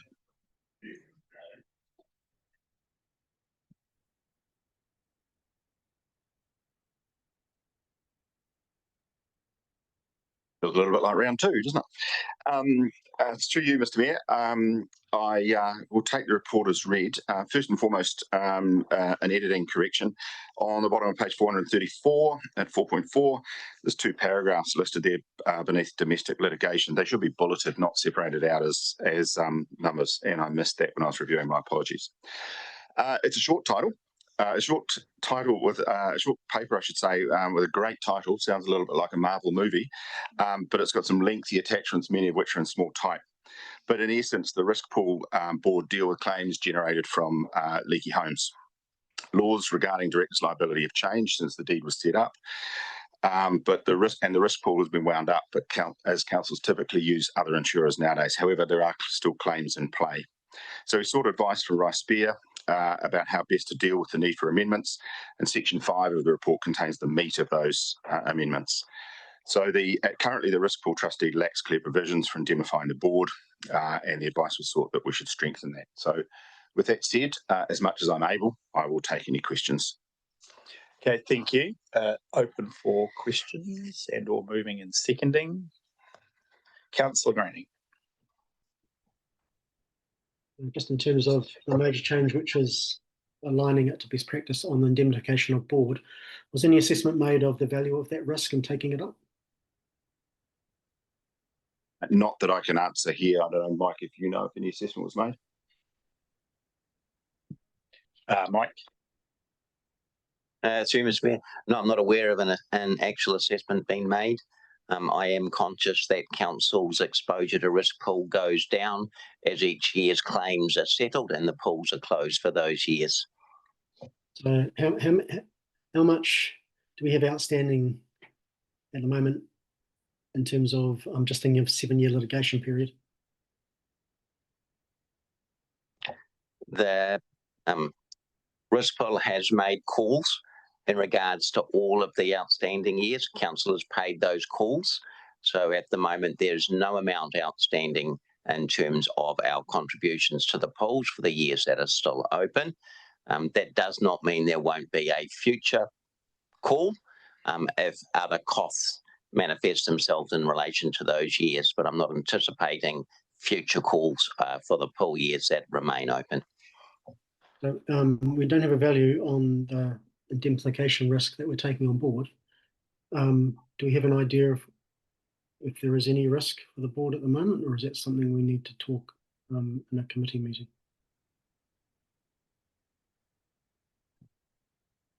Through you, Mr. Mayor. 2 separate risks here. There are the liabilities or the exposure that the trust board members have as trustees. That's quite separate from council's exposure to the pools that are still open for the years involved. So quite separate risk, because here it's about the liability of the trustees if they act in an inappropriate way. And there's been no indication in my time at council of 15 years that the trustees have acted anything other than in an appropriate way for a trustee. Okay, thank you. Move Councillor Mailing, seconded Councillor McKenzie. All those in favour, please say aye. Aye. Against, carried. Quarterly Treasury Report, James. Mike, you may as well, oh no, Matt. Mike, Matt, James, or just Matt? But Mike and Matt. James is away for the day on school holiday, dead duty. Lucky James. Who's Mike? Through you, Mr. Mayor. Look, this is a routine report to council. It's a quarterly treasury report. I will take the report as read. There's a couple of points I would make though. One is that our cost of borrowing is currently tracking slightly below the budgeted level. That's good news. And also that our debt levels are below our limit. You will note from the report that August is typically a pretty good month for us. That's because we receive the quarterly rates invoices. So the rates go out, we receive significant cash. The largest quarter for receiving rates is the first quarter. So a number of members of the community actually pay their rates in full on the first instalment. With that, I'm happy to take the report as read and answer any questions. Okay, thank you, Mike. It's open for questions. Councillor Manning. Well, I'm happy to move the report, but just a question in terms of if you look at what's happening in terms of debt market and the OCR, it looks like the cost of funds could track slightly lower over the next year or so. But I note that reading the report, they say it won't necessarily stay there forever. Mr. Mayor, that assertion is correct. I think the other thing to remember is council has significant forward cover. So for the benefit of fixing our borrowing costs, we won't be able to participate as much as other lenders would be, borrowers would do with that downward movement. Having said that, it will ultimately translate through to a lower average cost of borrowing. Okay, thank you. Further questions? Seconded Councillor McKenzie. Are there any other questions in relation to the Treasury report? Councillor Greenie. Through the chair, just for clarity, because I think if people traverse these reports, they'll get a little bit confused. So I'm hoping I might get a plain language answer from Mike. When you read across these two reports, the quarterly and the draft financial, in the reports, they refer to different policy limits. In this report, it's 315.5 million. And in the next report, it says the policy limit is 295.1 million. I was wondering if you could explain why there is a difference in the policy limits between the two reports. That's two different things. One, the draft annual financial report, that is looking backwards, whereas the Treasury policy report looks forward 12 months. So you're looking at two different points in times in terms of what the policy limits are, because obviously the policy is affected by income levels in terms of our borrowing limits. Thank you. Anything further, Councillor Greenie? No, I think that's the most obvious one. Otherwise, it's a pretty straightforward report. Thank you. I will put the resolution. All those in favour, please say aye. Against, carried. Next up, we have the draft financial results, 12 months to 30 June 2025. Paul, welcome.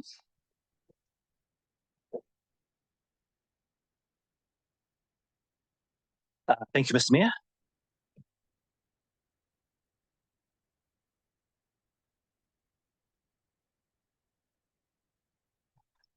Right. Once again, thank you, Mr. Mayor. With this 30 June 2025 draft financial report, we have what is essentially, again, another routine report updating on the draft results for the year. With this report, we are including amounts from the joint operations and some end of year adjustments which weren't available through the year in the quarterly reports. The formal draft annual report will be reviewed by Audit and Risk 1 October, with the new council adopting the annual report on the 29th of October in their inaugural meeting. Right. As I said, this is largely a routine report updating on the financials. So I'll take it as read, but obviously if there are questions, we'll get to those. And I will draw your attention to a number of items highlighted in previous reports. Those are net finance expense has ended the year $2.7 million over budget. Maintenance related expenditure has ended $5 million over budget. And depreciation and amortization has continued to track higher at $3.6 million over budget, largely due to the asset revaluations that had previously occurred.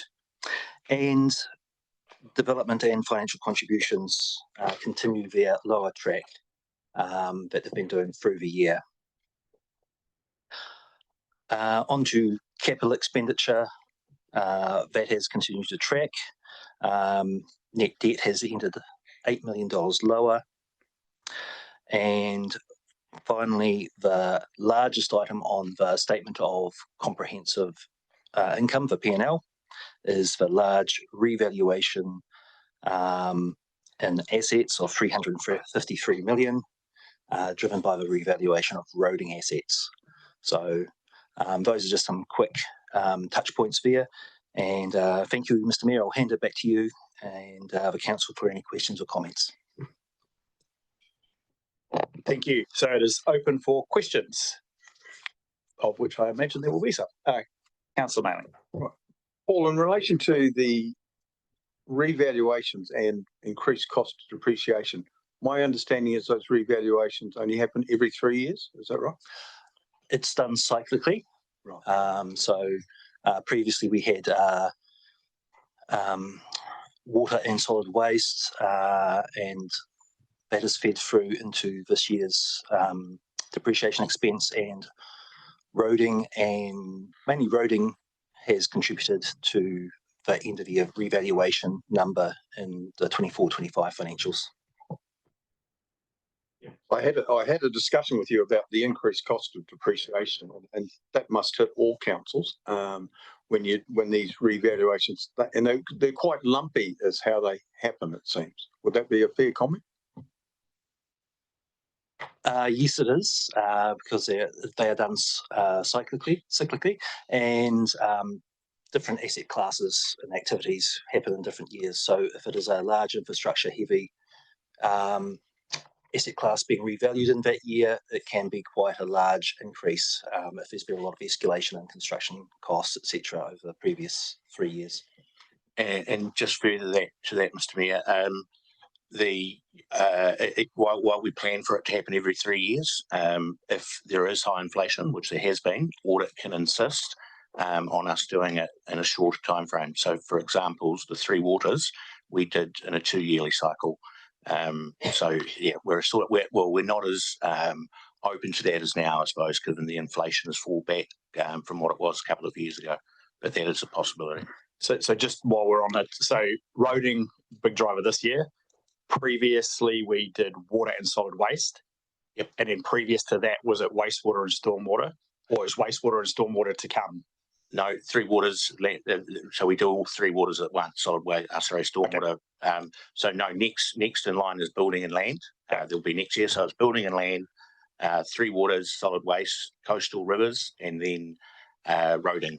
Okay. So next year will be property and land, and the year after will be Three Waters again, plus solid waste and coastal rivers. Okay. With the caveat being that audit might decide things are material and we need to do something next year for Three Waters, for coastal, for rivers. Okay. That's a possibility. Yeah, but in the normal course of events, we're 2 years away from doing the really big chunk of, which is Three Waters / the other ones you mentioned.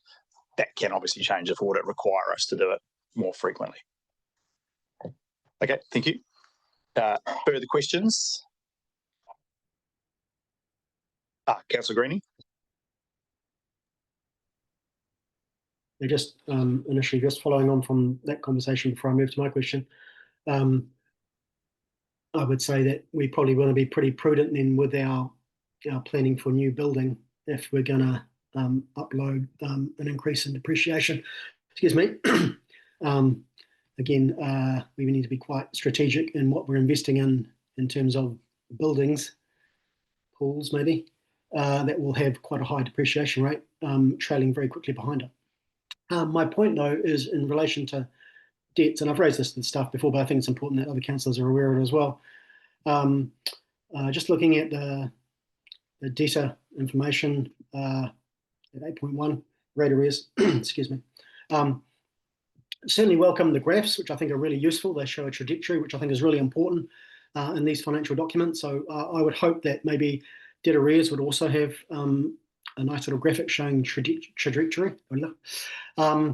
But I just make the point that there are more debtors sitting under that 350 threshold that takes debts up to nearly 2 million, just under. So I think we need to be very aware of that and keep an eye on that, because that is just another indicator that can quickly get out of control of people having affordability stress. And I would really like to see that included in future reporting, so that we have that little lever that just, for me anyway, gives an indicator of how we're tracking. But also, it's good to see that it's coming down, but I think there's a big coattail there that we need to be watching, because that potentially could change quite quickly. So that's just my observations. Thank you, Councillor Greening. Are there anything further in terms of other questions? And Councillor Dakey. Thank you, Chair. It's just an observation that the overspend on the maintenance isn't actually an overspend as an overrun. It's that we did more maintenance than we were expecting to do. More things broke, more pipes busted. So you end up spending more to fix the things, which the community would expect. So it's not necessarily that went over, it's just you did more work than you anticipated, things were out quicker. So my question on that is, looking at the budgets going forward, I guess when it comes to next annual plan, we'd be very realistic about what's actually needed to be included for maintenance. And of course, the storm's not included in this either, is it? And that's going to fall predominantly, and next year's quite hard. So we're going to have a very honest conversation around what we are putting into maintenance, looking at what we spent this year. So I just wanted to bring that up. So it's in everyone's mind for the next term. It's always fun to set these things lower and hope that things don't break, but the reality is things do break. So I think we've got to keep that in mind. It's just my comment. Thank you. Okay, thank you, Councillor Dakey. Anything further? If not, I'll put the resolution. No, I'm looking for a mover and a seconder to receive the report. Move Councillor Mayling, seconded Councillor McKenzie. All those in favour, please say aye. Aye. Against? Carried. Right, next up we have activity balances report. So same presenting team, but led by Matt. Yes, thank you, Mr. Mayor. So yes, the activity report is a report that you get annually, probably for the last 6, 7, 8 years even, that we've put it in front of you. So essentially it's a different spin on the previous report. Councillors will be aware that we have activity balances or closed accounts. So where we have specific money collected for specific things, we're obligated to keep track of it. So the activity report sort of summarises that. It used to be 2 years ago about 50 pages. We've cut it down somewhat. The idea, though, is that we're not allowed to spend funds in certain accounts, like a targeted rate for stormwater. We're not able to spend that on roading, for example. So this just gives an update on how the activity balances have landed. Happy to take questions. Thank you, Matt. It's open. Councillor McKenzie. Sorry, just so that we've got the correct information, I'm assuming in the table that where you've got the heading carryover to the 24-25 budget, you're meaning the 25-26 budget? Correct. Apologies. Yes, correct. Okay, thank you. Are there further questions on any of those activity balances that have been provided as part of this report? Councillor Murray. Thanks, Mr. Mayor. I couldn't find it last night. I'm just looking now. The 2 community board closed accounts listed in that table, Matt. I couldn't find them. So Golden Bay and Motueka community boards. Through you, Mr. Mayor, no, they wouldn't be. In themselves, are not that material, but certainly that's information I can provide later this afternoon. Awesome. So there is a carryover there, closed account, whatever that balance is. So with the carryovers, they're actually making an application to move funds from one year to the other. With the community boards, what they did this year was actually say that we've got built up surpluses, yes, and we wanted to actually budget for them in that year. So rather than coming back and actually requesting it, that they've sort of increased the budget they can actually spend in 25, 26 to avoid a report like this. Okay, thank you. Subtle differences. Okay, thank you, Councillor Maru. Move, Councillor Mackenzie. Anything further? Councillor Greening. Yeah, just quick question. With the delegation that was just passed earlier, would that mean that our carryovers won't be as large? We won't see them because they'll disappear under the delegation? Through you, Mr. Mayor, very good question. I was contemplating that at the back of the room before. Certainly the operating carryovers are slightly different. That was specifically around capital spend, the report that Russell tabled. I would need to work through it. Essentially, I think we could do away with the capital carryover report, subject to it meeting the criteria of the resolutions you passed. So I suppose it's a watch the space, but we'll let you know that as we sort of work together. Essentially, we're a year away from having to do it again, and it could be, rather than the carryover report, it's just something that comes back as part of the operations committee, where we update you on the use of that delegation that you just passed. Yeah. Given that council's just passed it, that's probably what we're going to need now, because we're going to have less oversight of what's been carried over. So thank you, that would be appreciated. Okay, thank you, Councillor Greening. It's been moved, Councillor Mackenzie. Was there a seconder? Seconded, Councillor Dowler. I'll put the resolution. All in favour, please say aye. Against, carried. Next up, we have the carryover report. Thank you, Mr. Mayor. Again, we've got a routine report that we've been doing for a number of years here. Necessary for the mechanics of carrying budgets over for capital projects and activities across the years. I'll take it as read, but key highlights from that are there is a $17.7 million carryover. $2.1 million has been pushed out of the new year into future years, leaving a large capital budget of about $104 million. I'd just like to update the council that there is a process underway for prioritising and reforecasting that to lower that amount down to a more deliverable number. Okay, thank you. So with, sorry, Matt. Yeah, just to add further to that, the process that we've got underway is essentially a reforecast to 30th of June. So it'll be looking to take into account all of the emergency event work, etc. On top of that, we're looking at the annual plan for 26, 27. So in a perfect world, we'll be coming back to the new council pre-Christmas with what the sort of financial situation is looking like. And undoubtedly, we'll have a quarterly report on the first 3 months of this financial year that we're currently in. Yeah, thank you, Matt. Paul, thank you. Open for questions, comments, moving, seconding. Councillor Mailing.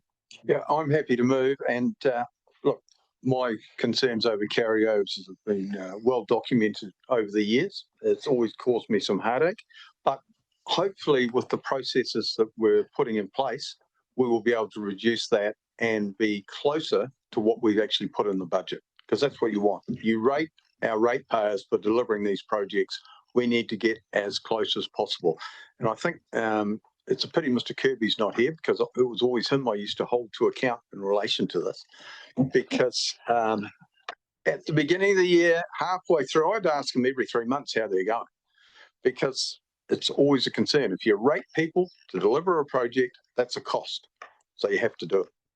And there are circumstances that make it impossible to do that, and we need to take those into account. So I like what you've said, Paul, that we're going to recast and try and make it more realistic, because I don't think we've ever got near 100 million in a year, ever. So with that, I'm happy to move. Okay, thank you, Councillor Mailing's moved. Councillor Butler. Yeah, I'm happy to second. I just wanted to point, I'm just actually referring back to the previous report, that quite a lot of things being carried over here are environmental activities. And I'm just, how can we be confident that these are actually going to be done and that they're not just going to kind of run on and on and on? Some of them are quite small funds, but they are significant for the environment. Quickly, I don't think we had that particular manager in the room. Like the whole reason that we go out and ask for carryovers from the business. If the business comes back, there's an expectation that they'll actually be doing the work, hence asking for it. So that's probably the only comment I can make to that question. So I'm sure that they'll be delivered in theory. Yeah, so it's sort of up to council really to keep on top of these things. Yeah. So I'm happy to second. Okay, thank you, Councillor Dakey. Thank you, through the Mayor. So with the group holders of these accounts, I presume some scrutiny was applied to the need for the carryover.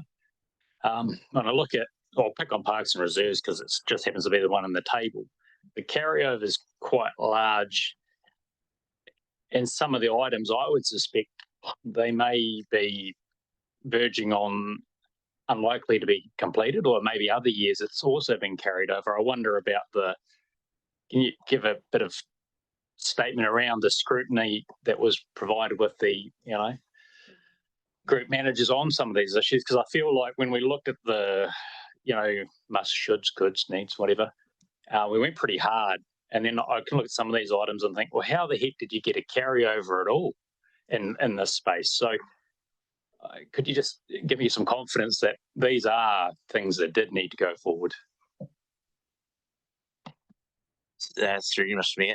Again, with Mr. Kirby not being present, certainly there was a review processes that these get brought to the attention of finance, and we consolidate it, and that gets run past the group managers in terms of them being comfortable. I suppose I go back to Paul's point. What we've ended up with is $104 million capital spend, which is higher than anything that we've delivered in the past. Hence, this piece of work that we're doing now is really important. So whether those particular Parks and Reserves projects can be delivered, or some of the others that are actually in the current plan already need to be pushed out in order to make that happen, is something that the group manager will have huge focus on, I'd suggest.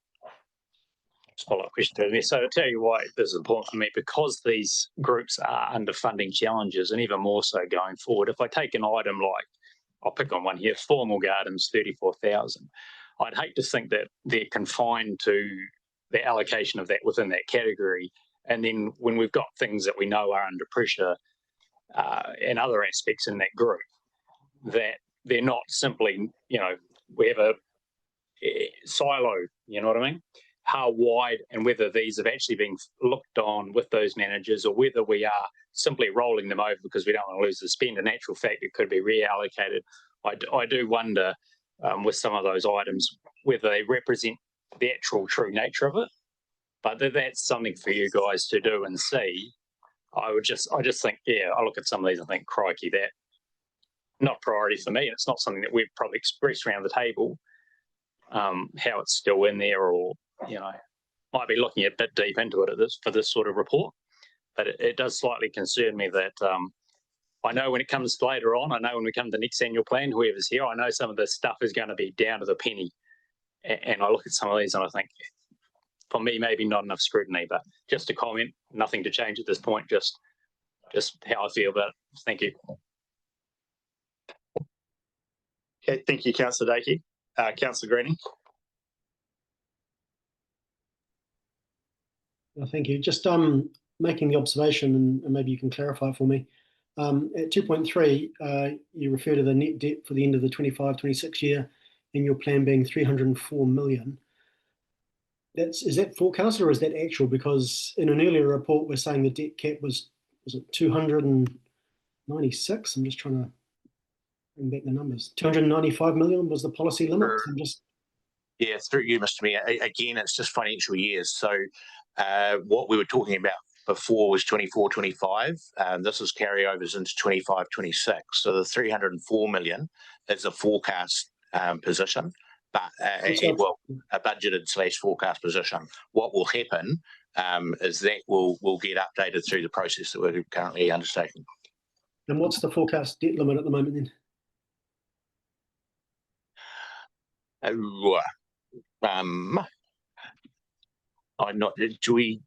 think the comment in the report is that it's not going to get past the 304 million because we'll ensure that doesn't happen by the reforecast process.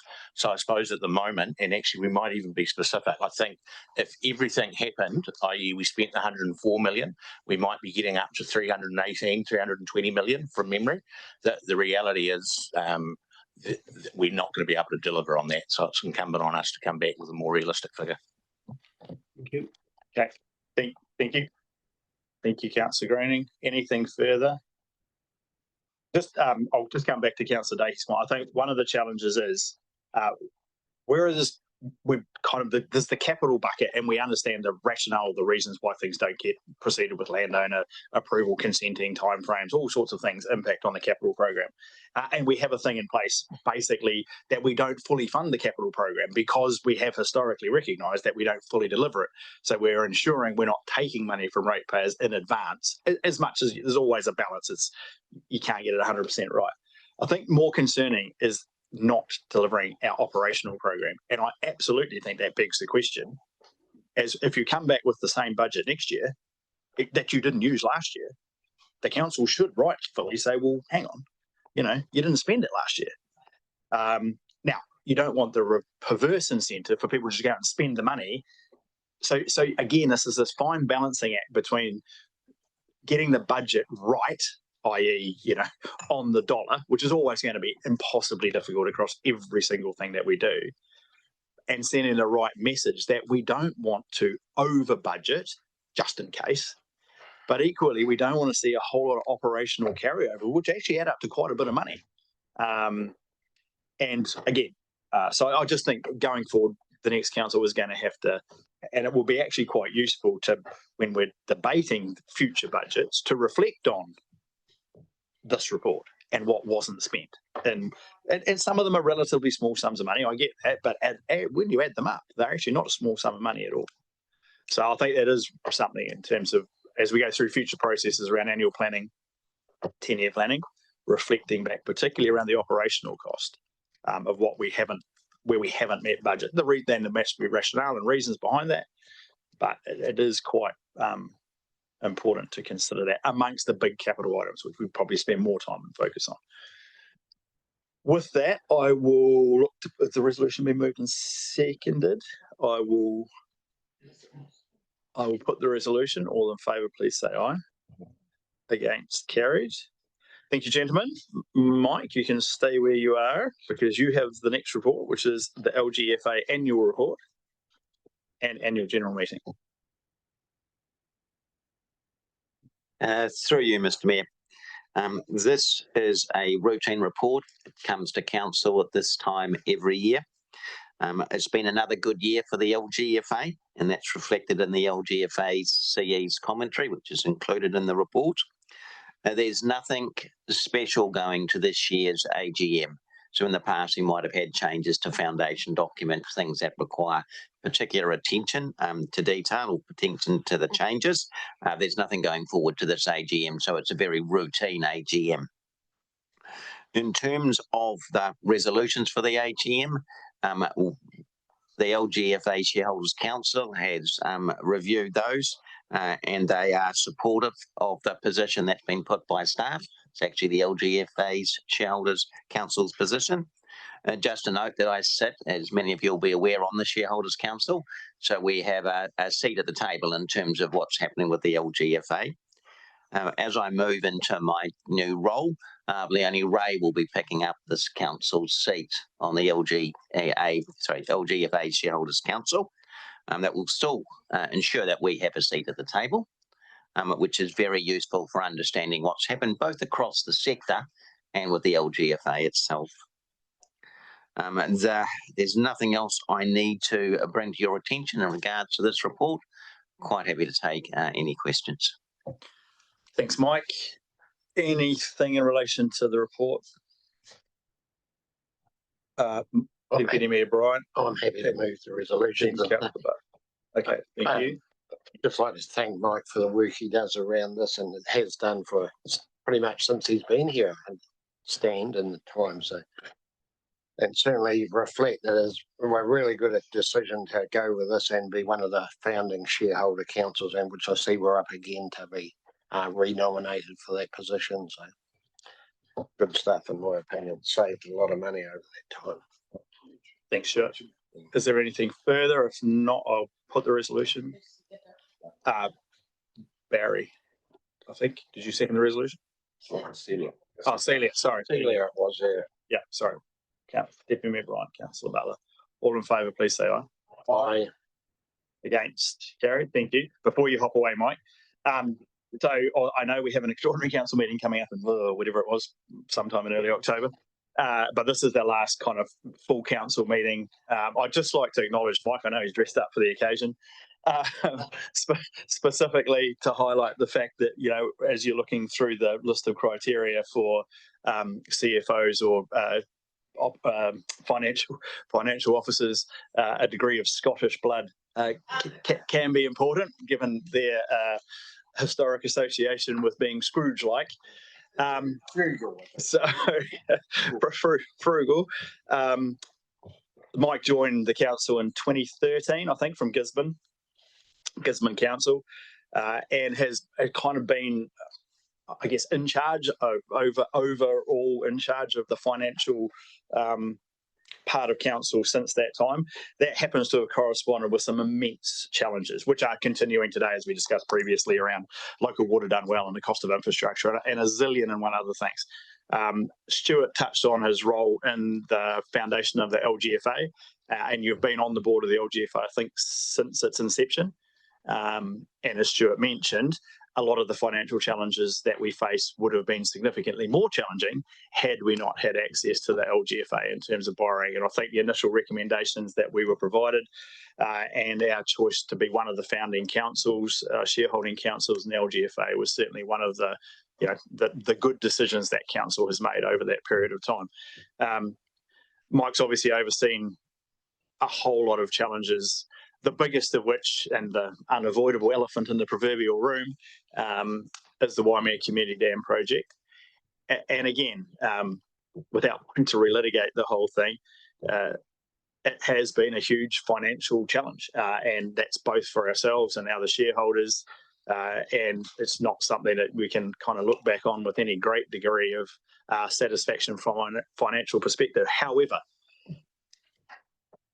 without Mike's input, influence, and negotiation skills, and his ability to negotiate on behalf of the council very strongly and very forcefully with some very significant players, particularly the Crown, but also the other 49% shareholder, as well as maintaining those relationships and working relationships with all of those parties, which are essential to both getting the project completed, but also for its ongoing sustainability.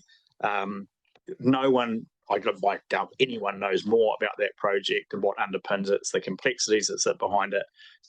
So, you know, despite the challenges it's presented and the rhetoric that sits around it, Mike, I think you should be massively proud of your role in managing the very significant part of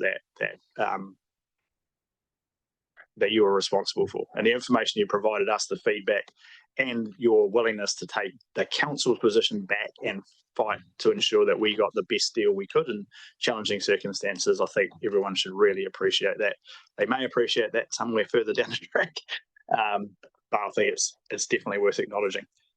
And so for your reporting to us, your willingness to ask questions, your ability to push back and challenge us in terms of what we're spending and how.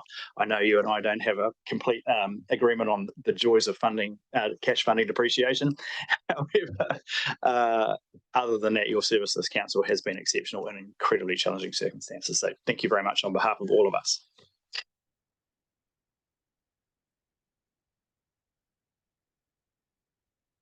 You may now hop away, and unless you want anything to say, Mike, but feel free to say anything if you would like to. Look, thank you very much for the kind words. It's always a bit challenging to be stepping away from the table and leaving such a big chunk of your life behind. But I will be around the district and continuing to serve as my family has here since the 1850s. So appreciate the support, the challenge that councillors provide.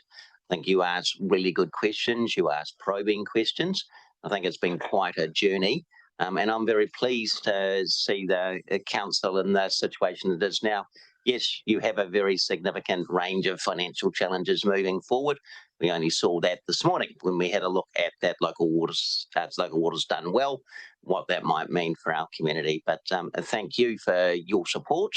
And I do appreciate it. We don't always see eye to eye, but we always listen to each other, and that's really important. So thank you, and thank you for the kind words. Thanks, Mike. Right, I will now look for someone to move for us to go into committee. Move Councillor Dowlis, seconded Councillor Walker. All in favour, please say aye.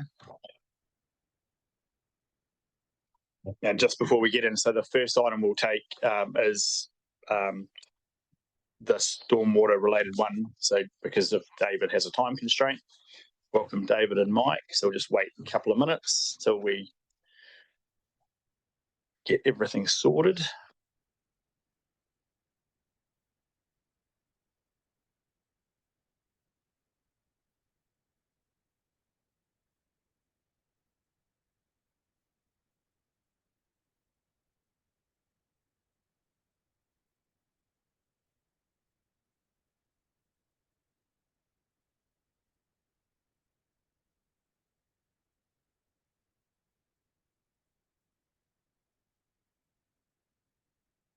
Right, so Barry, before you run away, given that this is your last council meeting, and I will comment on various other departing people at appropriate time.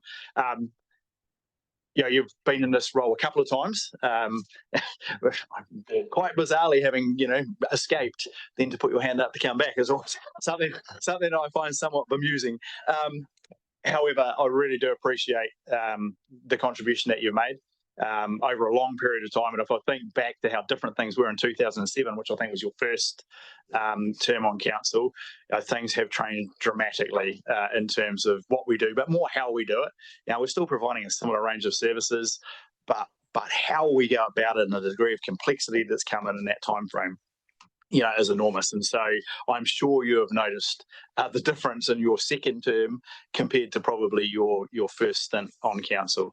You also were on the Motueka Community Board before that, going back to 2003.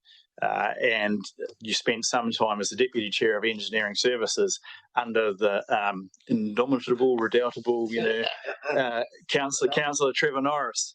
So, a couple of bad boys from Motueka who I suspect the former Chair of Engineering Services would probably have struggled massively operating in the new framework that we operate in, just given how things were done back in the day. So I really appreciate the fact that you've come back in, you've made that contribution, you've managed to kind of keep delivering for the people of Motueka in terms of bringing issues to the table. I appreciate bluntness, and you've always put things out pretty concisely and succinctly, and also clearly outside the formal council meetings, the issues that you bring through the system, through the process, whether that's through council staff or asking me for assistance or help in trying to resolve issues, some of which we've been able to resolve, some of which we haven't. Again, that's a massive part of the role of councillors, is not just the formal meeting part of what we do, but all of that work that goes on behind the scenes, bringing issues forward from individuals or businesses or community members or community groups, and often resolved at staff level, but sometimes requiring some assistance from the political end. So yeah, thanks very much for your contribution. And are you coming back this evening? Yep, all good.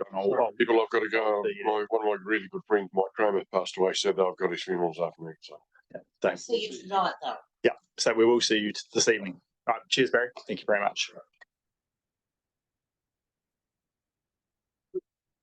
So with that, we'll break for lunch. We'll come back about 1:15-ish. Yes. Or yeah, but there's a bit to it. last meeting, number of people to think is a bit, sorry, yeah, patience. This is the last one. You don't want to drag it out for a little longer before you know. Oh, you were dragging it out. We got another one next week. Right, we'll reconvene back into the part of the meeting.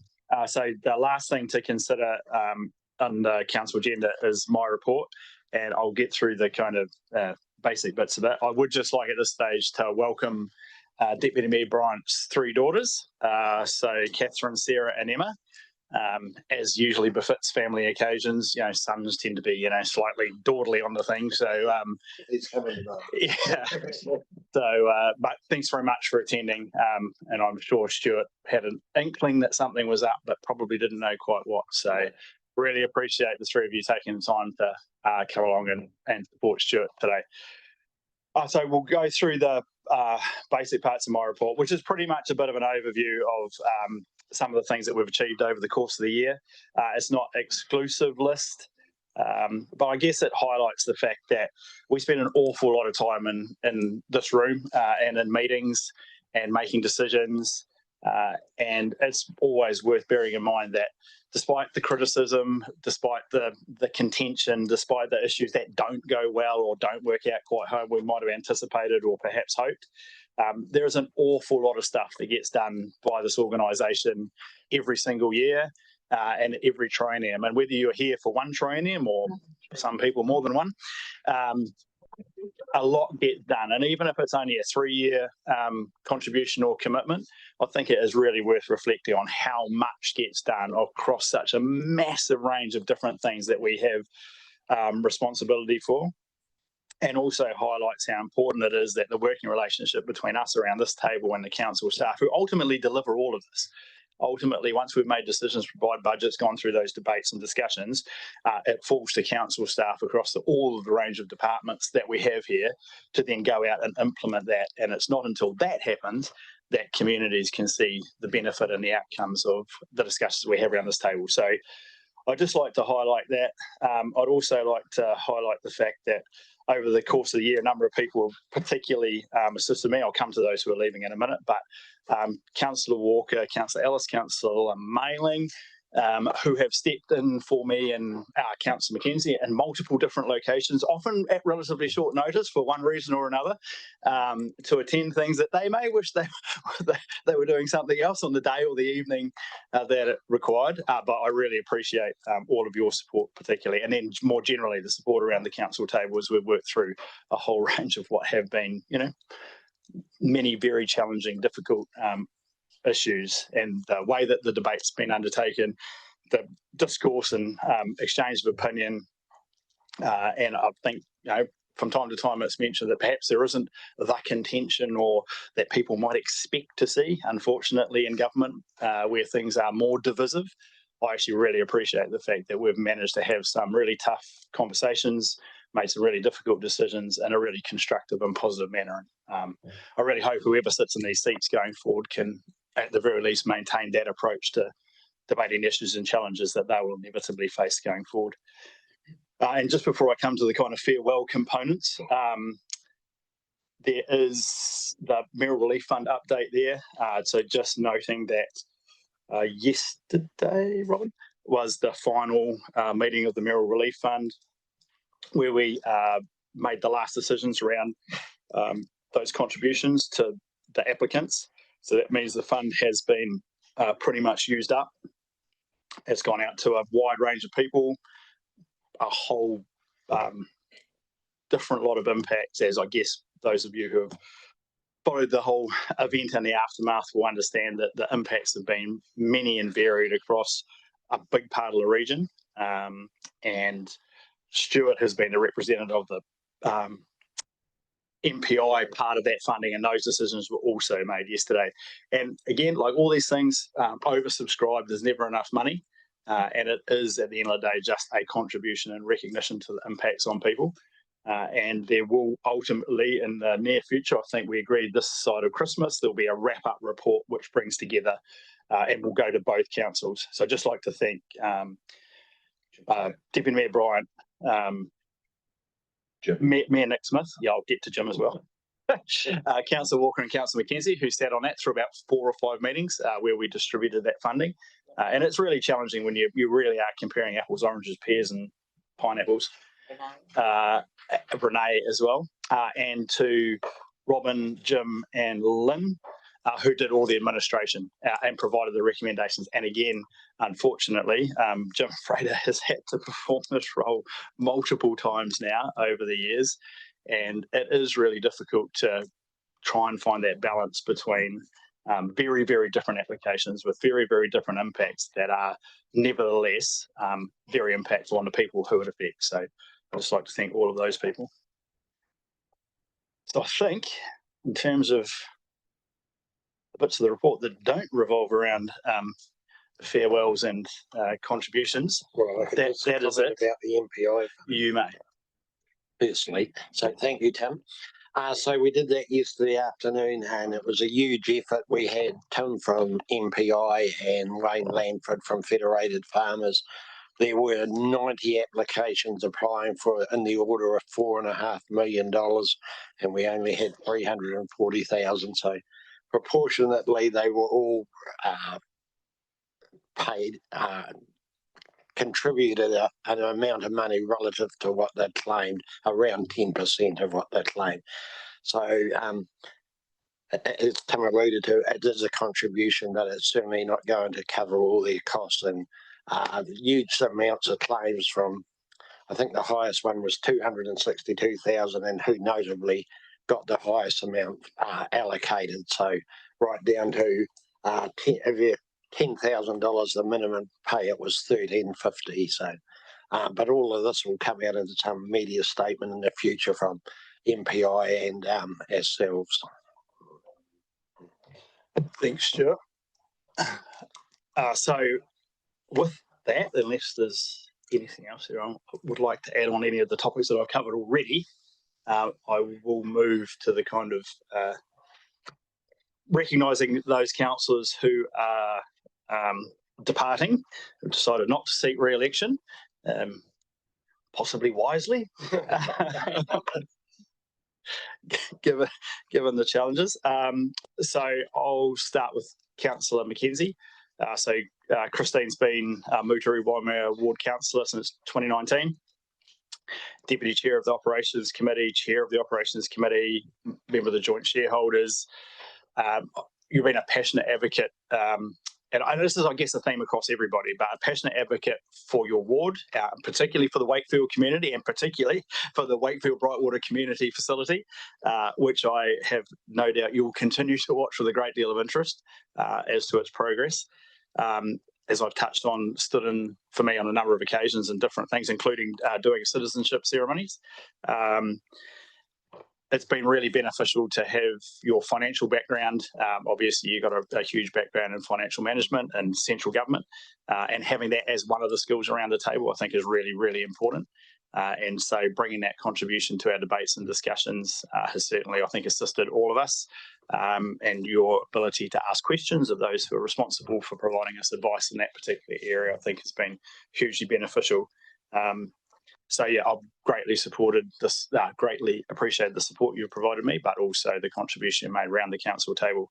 And like everybody who's leaving, in fact, everybody who's here, I think we have managed to get that balance between being elected in a ward and being responsible for being strong and passionate advocates for that particular community, but always balancing that with the oath that we all swear to make decisions in the best interest of the wider community as a whole. So, Christine, I'd really like to thank you for your contribution.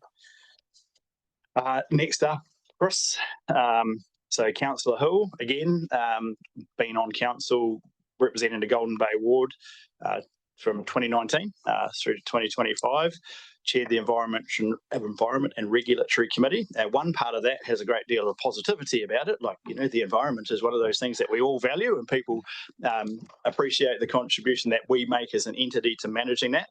The other part of that is particularly more challenging. So when it comes to the regulatory function, you know, it is, I guess it's a bit like being made the health minister.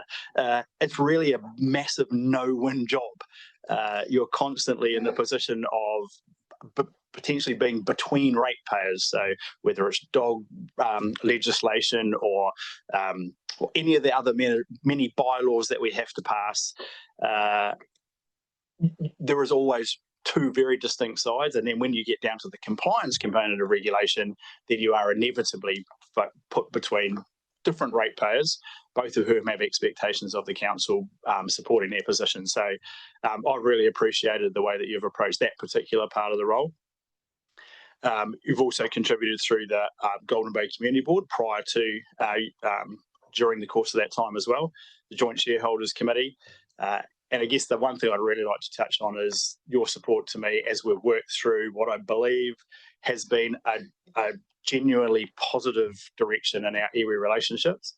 And while that absolutely doesn't come down to you specifically, the support that you provided, I guess the insight you provided to some of the challenging conversations and to some of the personalities, which these things are ultimately all about relationships and people. And it's been really useful to have that. And again, I hope you take a degree of satisfaction in what we've been able to achieve, and particularly the signing of the partnership agreement, which was a big step forward. And it's always going to remain a challenging conversation when you're dealing with 9 different iwi with not always coinciding views and opinions on a wide range of topics.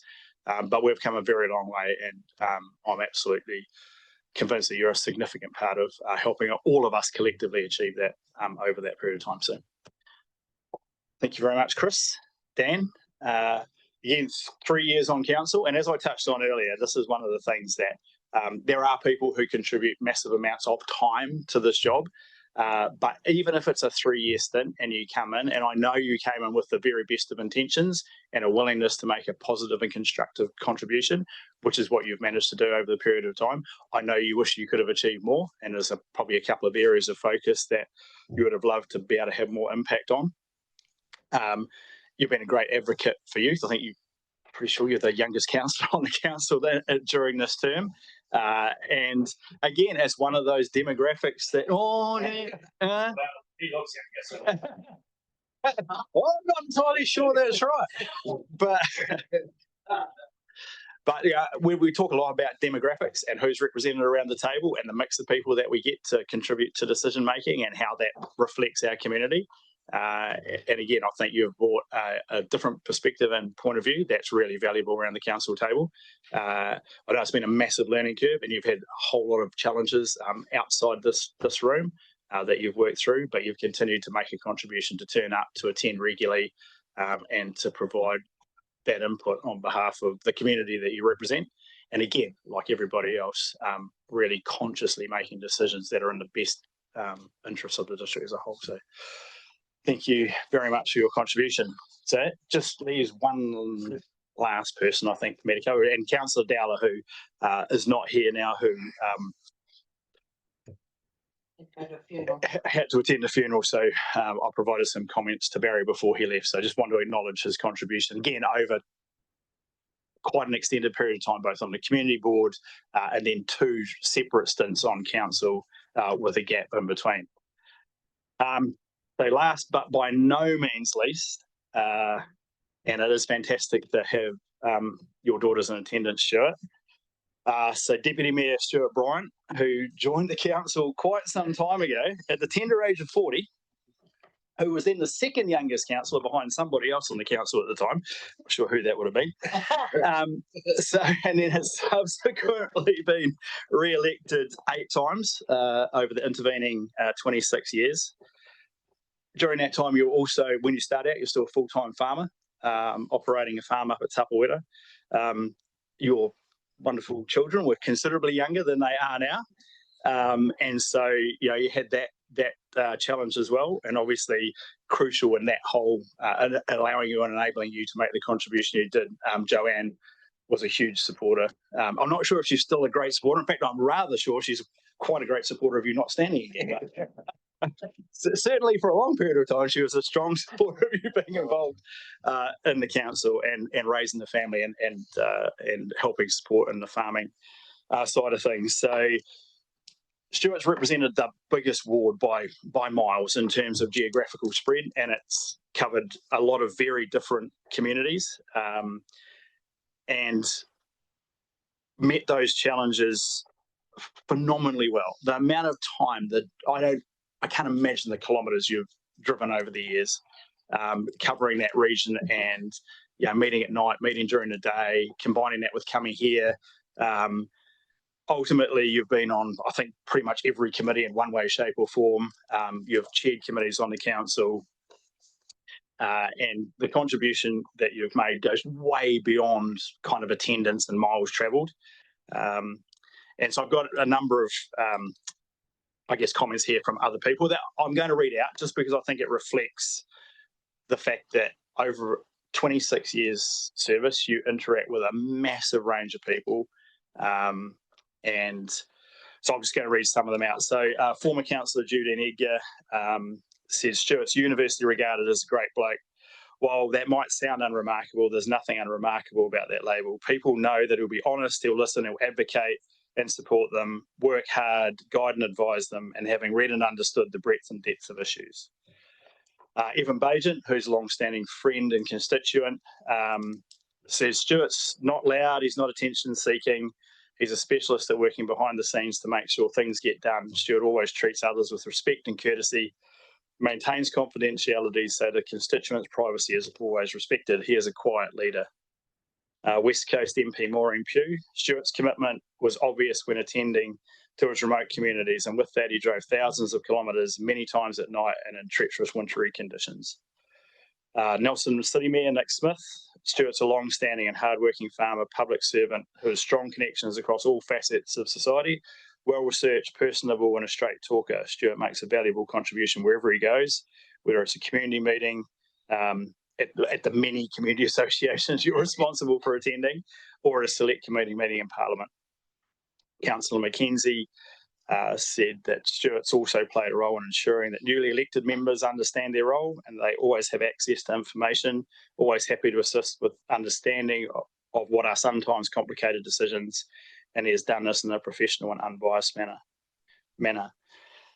I really want to acknowledge Joanne.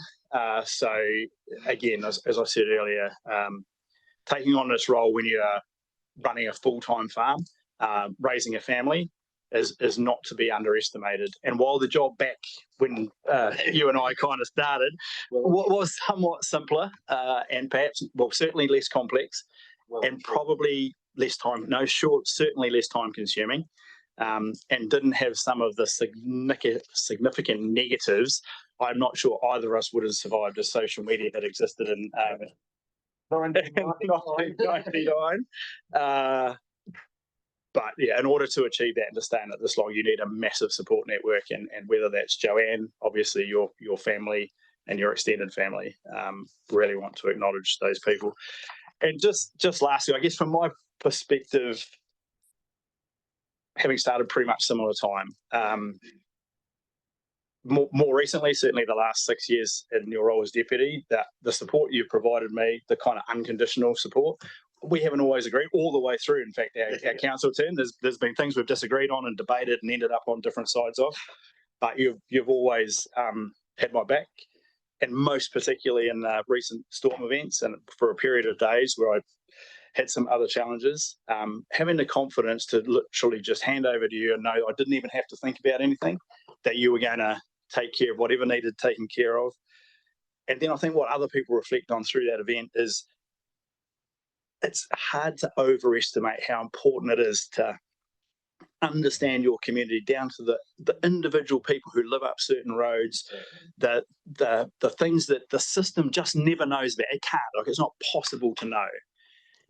And in those sort of events, and more generally in the role of councillor, just knowing people and knowing your community and knowing all of the varying parts and all the different relationships and, who's who and who gets on with who and who doesn't get on with who, and how carefully sometimes you have to tread, particularly in small communities, so that you don't unwillingly upset the proverbial apple cart. It's been really inspiring. So the whole time you've been on council, but particularly the support that you provided me in the last 6 years, I'll be grateful for. So whether this is my last year as well, or whether I get 3 more, I'll certainly miss your contribution around the table and your support for me. And just the last thing I'd like to say is there's a lot of things. So good councillors, good community contributors, and I'm sure many people around this table will have things said about them like, I really appreciate the hard work and, they're a really good person, they do this. But one thing always sticks with me. I was down in Murchison, it might have been the last election round, and we were talking about the community centre that you were a massive part of getting up and running. And there was a few members of the community there, and we were talking about the next stage. And I said, Stuart will be, he'll be advocating strongly for this right through. And they said, we love Stuart. And I don't know how many people elected in local government ever have anyone out in the community, let alone a group of people in the community who attach that particular epithet when they're trying to describe you, Stuart. So you can be massively proud of the contribution you made to this community over a hugely extended point in time. And there's nothing I'm going to say that beats a bunch of your constituents say they love you. So well done. Thank you. Are you going to ask us the result? You are all welcome to. Sorry. Oh, yes, there was.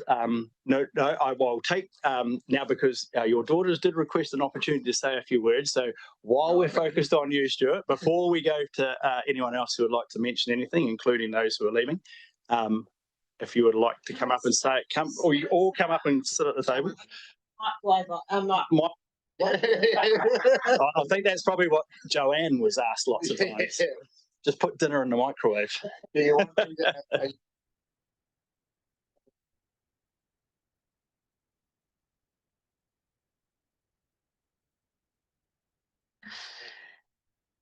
Kia ora. Hello, everyone. Thank you for having us here.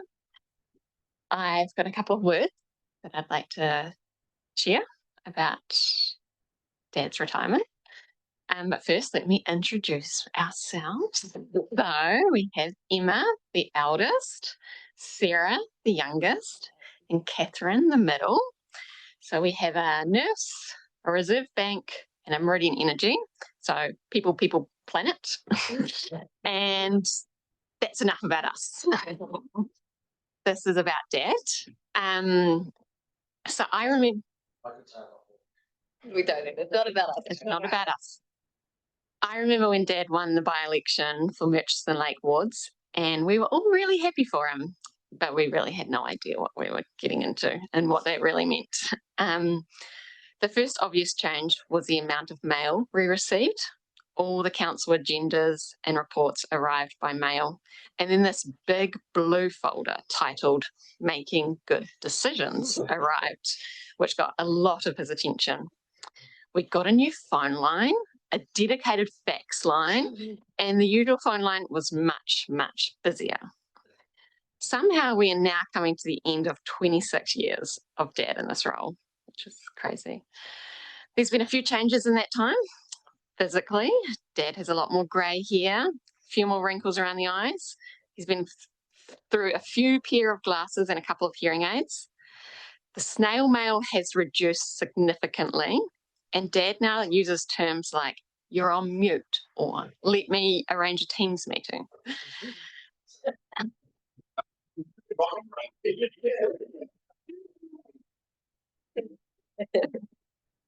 And this time we've also seen a reshuffling of the Tasman wards and representatives. Ted O'Regan was part of our extended family for a while there.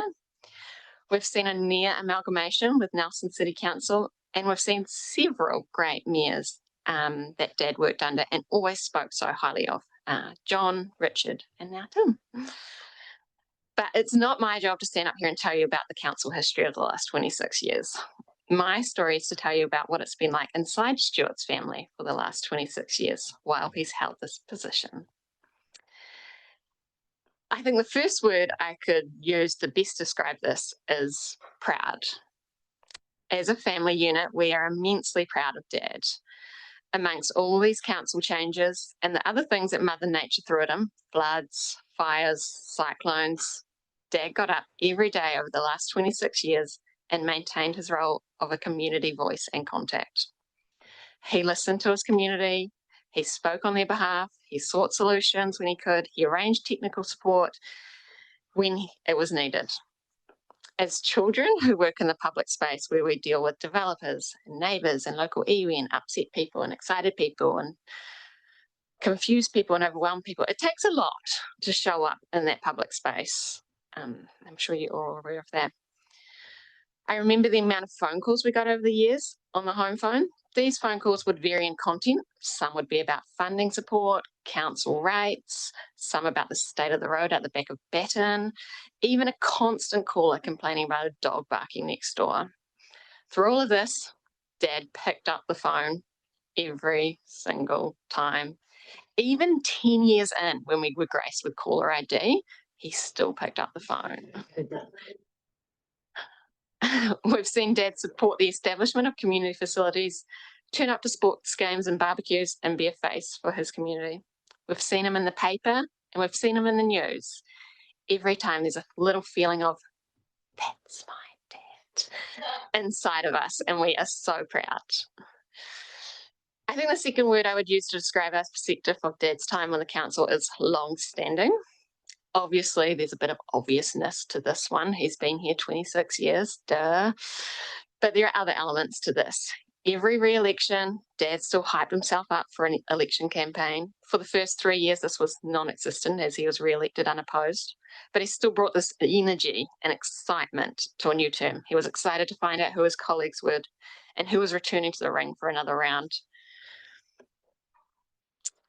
Through these terms and re-elections, he's continued to progress and grow the community he represented. On the other side of this, Dad's also a human being who has life going on in the background. He's got 4 children, a wife. He received 9 grandchildren during his time in council. He went through the passing of his mother and a near miss one night coming home from a council meeting. In addition to all this, he's got 2 sisters that he looks after amazingly. He still had to navigate life, but yet he can continue to turn up to council meetings, attend Anzac services, and meet with Nelson City Council. Often the nature of work in the public service is unthankful and never-ending, but Dad continued to show up and continue to be the voice of the community he represented. That's pretty long-standing in my opinion. So let's celebrate Stuart today. Let's acknowledge what he's done, what he's facilitated, and look forward to the future. And from there we can observe the plans, the buildings, the initiatives, the development, the community support programs unfold in his absence for our generations and for the future generations. And let's have him turn off his Bluetooth, sign out of his emails, and not pop into Richmond on his day off. Let's have him wind down, reflect on those last 26 years, and slowly move towards a well-deserved retirement.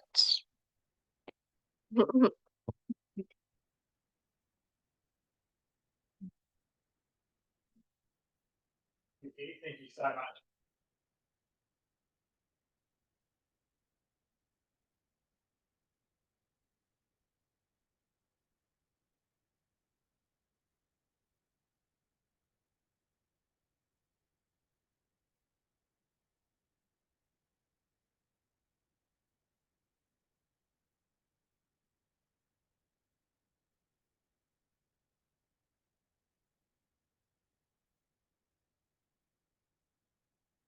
I won't call it a right of reply. That's not really what it is. But if there's anything you would like to reflect on, then before I do that, so I've been reminded by Steve that he would also like to say a few words. Thanks, Mayor Tim. I thought I'd get in perhaps before the rights of reply. Really hard to follow Tim when he's talking off the cuff about something that he's so connected with. So I'm not going to do as good a job as him. And also the story that we've just heard from Stu's family. Is heartening to hear and reflects well on who Stu is, and I should say the deputy mayor. And therein lies the issue. Usually we use titles and we talk about councillors, and I know that on more than one occasion I've gone, yes, Stewie. So, which I think is a reflection of the relationship that we have with you as part of the council. But Look, we've had lots of challenges over the last triennium, and I want to pass on my thanks from Leonie and from the leadership team, but also from all of council to all of you for what it is that you've done, supported us, supported our work, and supported our community. You know as well as I do that it's not easy out there, and that our community is more divided on more issues than it has been in a long time, and that it has been than the triennium before this one. So we need to work our way through that. But that said, there are some things that we should be mighty proud of. So in this triennium, we saw the conclusion of the Waimea Dam. We saw it opened. One of the most divisive things that our community has faced, and I would put my neck out. I don't think I have to put it out very far to say that outside of Auckland, it's probably the largest civil project that any local government entity has undertaken. And certainly in the last 3 years it is. So that's a significant milestone for us all in any book. We also concluded a partnership with Te Tauihu iwi, and that's established the framework for how it is that we're going to move forward together. And just recently I was having some conversations with Renee, and she was talking to some representatives from DIA who commented on the fact that they felt that our relationship with our iwi had improved so much that they considered us one of the best councils in the South Island for the way in which we engaged with iwi in our region.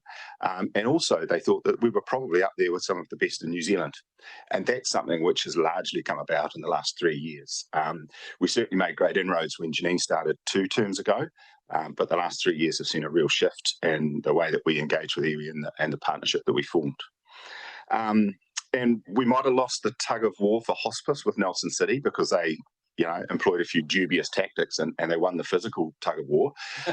But we've got a trophy out there that says that we raised the most money for hospice. And I think that actually reflects the culture of this council and what it is that we do. And that comes from this table as much as it does from council and the people who donated. But we also saw ourselves recognised nationally as well. Tim won the Supreme Leadership Award at the Local Government Awards in 2023. And our environmental services team, as they're called now, won the Super Steward Award for the work that we've done on the Blackwater wetland. And then in addition to that, we had Yulia, who went over to Hiroshima, one of only 2 people in the world who were selected to participate in the Mayor for Peace program. So I think when it comes to the national stage and the international stage, we actually punched well and truly above our weight. The new triennium is going to bring through some new challenges. We were talking about some of those this morning, but I think whatever occurs, we've been really well positioned for the next 3 years by what's happened in this 3 years and the work that you've done.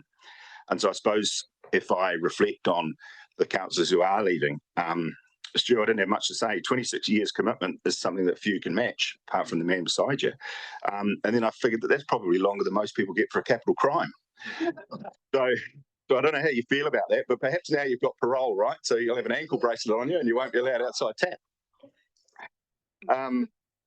Councillor Dowler, always pragmatic and always a straight shooter, a passionate advocate for his ward, and it's going to be interesting to see which one of either the returning or new the councillors is going to carry that baton of straight shooter around the table. Councillor McKenzie, we joined the council at the same time, and always get astute questions from you, and always am a little bit nervous about when I'm about to present a paper that I think, well, what's Christine going to ask? And that's the message that I give to my people when we're looking at a paper or we're looking at bringing something to council. It's like, okay, so what's Christine going to ask? Because those are the questions that we need to be ready for. We need to be ready for all the questions and the introspection from the group. But quite often those are the ones that just make that just a little bit nervous. And I think that's the way it should be. I think we should be just a little bit nervous of the information that we bring here, because that means that we're focusing on the things that are important. And then Councillor Hill, you're coming in on the back of 2 really divisive things for your community over in the Bay. The grandstand that we all remember fondly, which has kind of receded somewhat into the background, but also the dam. And then the thing that stands out, which is maybe somewhat minor by comparison, is a whole bunch of conversations we're having about Port Tarakoe. And it's if it walks like a duck and it quacks like a duck, is it a loan or a grant? Was the thing that I remember. And it's those kinds of interjections actually which bring a human element to what it is that we discuss. And I think that's really important too. Again, huge advocate for the Golden Bay, and I think your engagement with us and with the Bay has helped our relationships over the hill an awful lot. And then Dan, new to council last time round, but bringing a more useful perspective in terms of what you wanted to achieve for council. And I reflect on the opening of the pump track in Murchison, and the way that you engage with the kids and the youth of our region, and thought how fantastic it was. But also internally, we had a really young project manager who was leading that, and your engagement with her helped her develop her capabilities and her skills, and she certainly remembers that as well. So that's it for me. As thank you to all of you for your contribution, but particularly those of you that aren't going to be here after the extraordinary meeting that we're going to have when we're going to discuss the Chief Executive's delegations in a couple of weeks' time. Thanks so much. Thanks, Steve. Right, floor's open. Councillor Mackenzie. Yep, I'll be very brief. So, you know, it was not a plan of mine to come on to council. By and large, it's been an enjoyable 6 years. To a certain extent, I'll probably really miss it, but, you know, so be it. I would like to take this opportunity to acknowledge the staff at the council. You know, I've read a lot of papers and had to make a lot of decisions in my career, and I thought right from the get-go that by and large the calibre of the papers that we got around this council table, prepared by the staff, reviewed by the managers, was to a really high standard, and I think that just reflects the fact that we have such capable staff. So I'd really like to acknowledge the staff. I'd like to acknowledge Robin, because you know, you're kind of like there, but you're the one who connects with us, make sure that we know what we're about, what we need to do. And so you play a massive role in terms of the councillors here. So thank you very much. Tim, I'd like to acknowledge you. I'm a big fan of how you go about your work as the mayor. I think your level of experience and competence is really probably unparalleled in our mayoral candidates across the country. I'm not referring to the ones just standing in Tasman, but universally, I just think that this district has been so lucky, you know, in your time as deputy mayor, and then the last 6 years as mayor. Fantastic job. And then lastly, just to acknowledge Stuart, having spent 6 years travelling at night with Stuart to these community meetings, I tell you, we traverse a hell of a lot of information in that time. Part of that information is, oh, you know who lives there, you know who lives there, you know who lives there. But, you know, we talk about a whole range of council business on those trips. And my observation is that for many people in the community, they wonder what the hell Stuart ever does. But I can tell you, he is so hardworking behind the scenes, and he is so connected into all those people in his community. I take my hat off to you, Stuart. I don't know how you've managed to do it for so long in such a huge ward. So thank you, and I've been really pleased to have the opportunity to work alongside you. Thanks. It was definitely reflecting this morning coming to this meeting, and one of the things that popped into my head is the classic question you always get asked as a councillor: what does council even do? Why do they need so many people? And my answer now is just like, it's more what don't they do and what don't they have to do. So and a few people that I've been texting the last few days saying, oh, but you can't wait to get out of that place. And I'm like, no, I've actually really enjoyed it. So one of the big things is Christine's been obviously had a few trips in the car with Christine. I think she just likes because I drive.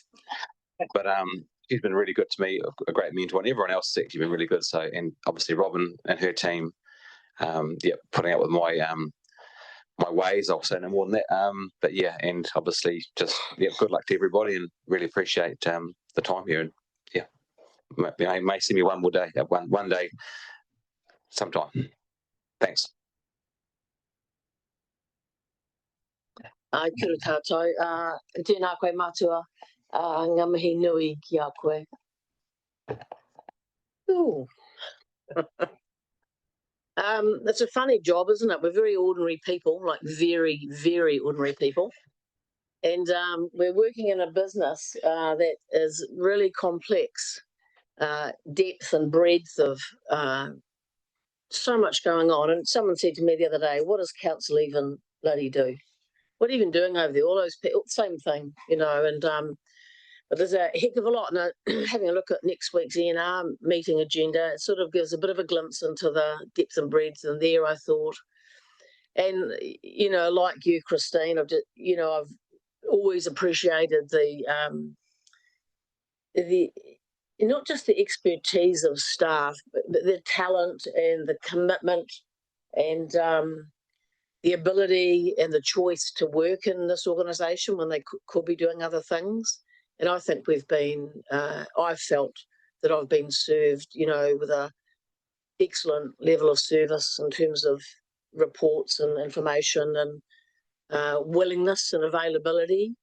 And I think a lot of what I sort of feel, you know, there's those bigger things that if you look over that 6 years and think of all the things that we've worked on and made decisions around or helped create, it's pretty extensive actually. And I even think about in the Bay, you know, I was just making a few notes around some of the things I don't want to read again really, but you know, like you just hear the name Hanatoki Track, you know, it's like, oh my God, you know, it's a 15-year issue for some tiny little problem, you know, but getting a resolution around it is like, those are the gratifying things in a way.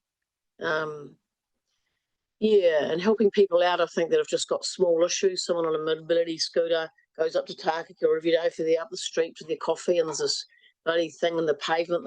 It's broken away a bit, and she gets a little nervous as she tips that, you know. A couple of weeks later, you know, it's patched up and she's thrilled. Well, those are the things that, you know, that's the business about being in your community, isn't it? And hearing those conversations in the supermarket. I think, you know, I think you're right, Tim, the work around a relationship with mana whenua, iwi, and hapu has been really important, and a lot of work has gone in from both sides of that relationship. It's not easy to work out, just because in that environment, the race relations of New Zealand sits in that, you know. So that's how it goes. If you have iwi and non-Māori come into a room, then the race relations of the country are present. It's how micro-macro works. And I feel really proud of how we have navigated our way. And I think it's for the betterment of all of our region that those relationships are strong and that they're maintained, and that as councillors here, you know, whoever comes in, that there's real education happens around what we're required to do, and legislatively, even if not out of the heart. And I think, you know, it's easier to stay, I think, than to leave. I think sometimes folk can need council more than council needs us, and yeah, so it hasn't been an easy decision to leave, but it's just a time for me to do some other things for a bit, really, and yeah, just I just want to have a sense of freedom to be able to travel when I'd like to. I know we can get leaves of absence and things, but it's just time to spend more time at home. It's a long way to drive to work, 190k return, or option 2, sit on Zoom for 4 hours. So I'm just needing to have a bit of a change of, really, you might see me pop up here in presentations around the Whare Waka building for the Anaweka Waka. And I might just pop up in public forum about some particular things, I imagine, which will be a great thrill to me, actually.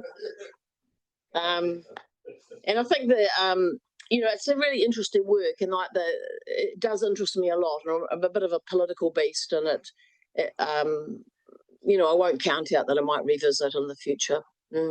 But, you know, I think as a council, we are quite different, and we're politically very different. And but I think that we've done really well just to navigate our way through. Nothing simple. There's no decision we make where there isn't some compromise.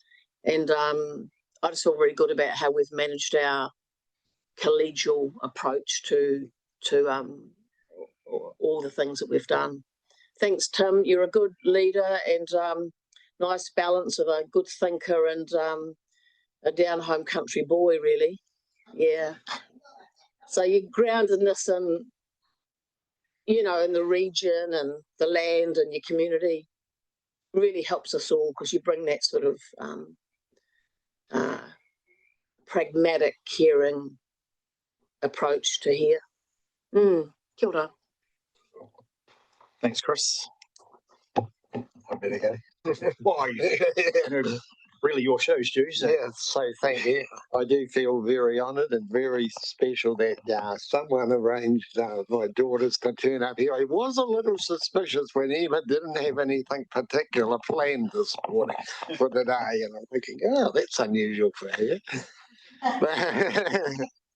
But anyway, quite a lot to say. But I'll start with them. So, 99, as Catherine alluded to, I was elected after a by-election where the former chair of the in the engineering committee, it was called in those days, was Murray Borlace, and he unfortunately died 6 months after the election in '98. So there was a by-election, and as subsequent events, I stood for that and was elected. At that time, Sarah was only 7 and Eva was just becoming a teenager at 14 and Catherine was in the middle. So they pretty much grew up for council as part of their life the whole time, the 3 of those girls and Daniel, our son. I'll just tell you a couple of things about them. Kim talked about how many kilometres I did, and at that time we were living at Tapua and we still had a Chevrolet starting carving cows and lambing ewes. But when Sarah, and I'm very much a morning person, and anyway, when Sarah got to college age, she went to Nelson College for Girls, and when we were coming to council, I'd run her in. I do remember one morning getting up, carving a heifer, taking Sarah to Nelson College for Girls, coming back, and I was the second councillor to arrive behind Noel Riley. I had this thing in those days that I'd like to be first here because I'm a morning person and get stuff done before the meeting started. So, yeah. So that was, to give you an idea how busy it was. And subsequently, as they left work, Catherine actually worked here for 2 summers as a summer student, which is probably the catalyst or led her to the role she currently has at Meridian. So, not that I've given Meridian any free advertising. But yeah, so they've been, as they alluded to, very supportive, as has Joanne, my wife, and Daniel, our son. He's been away for quite a lot of that time, and we're really looking forward to him coming home tomorrow, so permanently. So anyway, as they alluded to, and Tim, that this job and the largest ward in the district, and it is also one of the largest territorial wards in the country, I understand. And particularly after we had a representation review in 2007, and the commission deemed that because the criteria had changed, that we only needed 1 ward councillor. That was a huge change, going from 2 councillors to 1 councillor, because Ted always covered the Murchison end. He lived in that end, and I lived at Tapua, so I covered that end, because in those days it didn't include down to Wakefield. I think, well, it did after they changed it, which was bizarre. The councillors increased the size to include Waiheke and Tocha Review and 88 Valley, which is very much a rural area, particularly. And so it became a much more encompassing job. And it seems as the longer you're here, and I think Chris alluded to this a little bit, the more you're here, the more people rely on you, become part of, see you as council at very much so. So I've really enjoyed being a councillor and the community engagement, and work with a lot of people. As I think Catherine alluded to, the 3 mayors, and I think it's 4 chief executives. Tim has been here a long time as deputy mayor. I have no inspiration of being the mayor, and I always feel he's done a great job there, so really appreciate the support he's given me. And then I come to, I work around the table, Kit, and being a strong supporter, appreciate your support. You've come to meetings with me in the ward, particularly where they may be slightly controversial at the likes of Tapawera over river matters, or particularly river matters, or water takes. So yeah, it's been, your support's been appreciated. Celia, appreciate your support and the work you've done for Golden Bay. Christine, really appreciate, as you said, you've come to community meetings with me, and particularly it was at the time that I became deputy mayor, and so it was really like having a support person to enable me to do the two roles. And yeah, Christine, as she said, we had some interesting discussions. I'm sure that pretty much every time she came with me, I certainly gave her some new information or taught her something about the ward. So I very much appreciate that, and really thankful for having you alongside me in that capacity and around this table. Dan, you only been here for one term, but appreciate the work that you did, particularly around the pump track in Murchison and the youth there, as Tim alluded to. Great effort, and they really appreciate what they did come back as. And the youth are really keen, and we've actually done a little bit more work just recently. We've put up a shade sail and a picnic table out there. So that's really good. Chris, once thanks for all your time, your support at times. It's been really helpful and really appreciate that. Mark, we haven't always agreed, Mark, but you've always been passionate about the role like I am, and passionate about putting your point of view. And I think it's important for people to have different points of view, and quite often you've been the only one, as you know, but do appreciate your support and your time on council. Mike, same. Thank you for all you've done. Brent and Joe, all good work you've done around this table this term. Trindy, really appreciated your work, and particularly around the landfill business unit. That's been great having you on there for 2 terms. And really, we've done a lot at the landfill around reducing emissions, and we're working through the complexities of the issue around the gas to the hospital, but that will be a huge boost for both the landfill and the hospital. We're pretty much there now. Glenn, they always remind me of me, that when I first started, I used to sit there, but we didn't have all these computers in those days. We just had one lady doing it with pretty much a typewriter. And an overhead projector. Yes. And so I was like sitting in that seat, looking out that way, close to the secretary. And sometimes I had to give her a bit of guidance. They were called Secretary Valerie, I'm thinking of particularly. Yeah, and then we started getting these. So, like you, I was quite shy and reserved when I first started, but come to it as you had this term. So really appreciate your work. And then there's been a whole lot of staff that I've interacted with and worked with over that time. And I think you, Tim, and Christine alluded to this.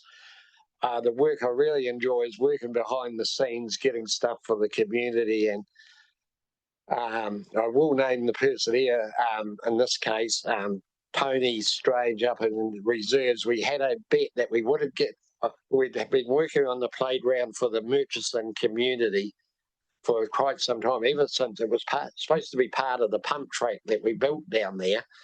And we didn't run out of money so much as it just got a little bit more complex. But anyway, I said to Tony some time ago, what's the chance that we will get that playground done before I finish? And anyway, he pretty much has. So that's one thing I'm really proud of. Just by working quietly with people and a bit of encouragement, you can get things like that done. So now we've got the pump track and the playground done. So big thanks to Tony. And that's just one instance of working with staff that's been particularly at the executive leadership team. Mike has been here for a long time. Robin's been here a long time. Steve a long time. Really appreciate the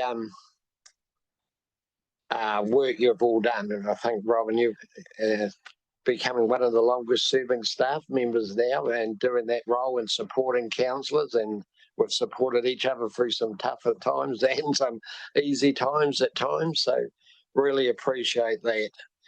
Just check me list if there's anything else I want to say.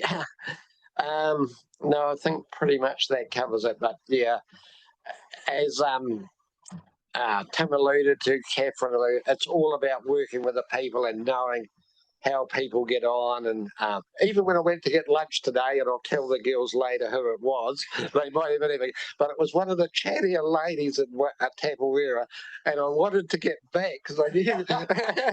So anyway, I gave us quite a bit of airtime, and then I said I had to go to get back to the meeting.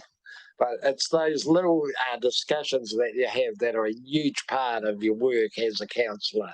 Because she raised a number of issues in that time. Yeah. So anyway, I think that's pretty much all. But yeah, I really are passionate about the people and communities, and proud of what we've achieved at the lake, Murchison and Tapawera and Wakefield, and across, as Tim said, in this term, and I think pretty much generally every term, people have taken the oath on board that you work for your ward, but your responsibility is for the whole district as part of your oath. And so always felt, particularly when we used to travel to go, it was just as important as whether it was at Pakawa or at, out at the Marawera, those extremities of the district. Those people are still very important to the community and need to feel they're part of it. And I remember going to Joy and Jock Wiley's once over a consent issue, and yeah, that was an interesting day around the consent. And then right out the Marawera to the Peter Brooker's property. Yeah, so people all over the district, and now yeah, it's going to be hard to stop. And I somewhat reluctantly say this, but even on the 13th, I'm going to do a community thing 2 days after the election.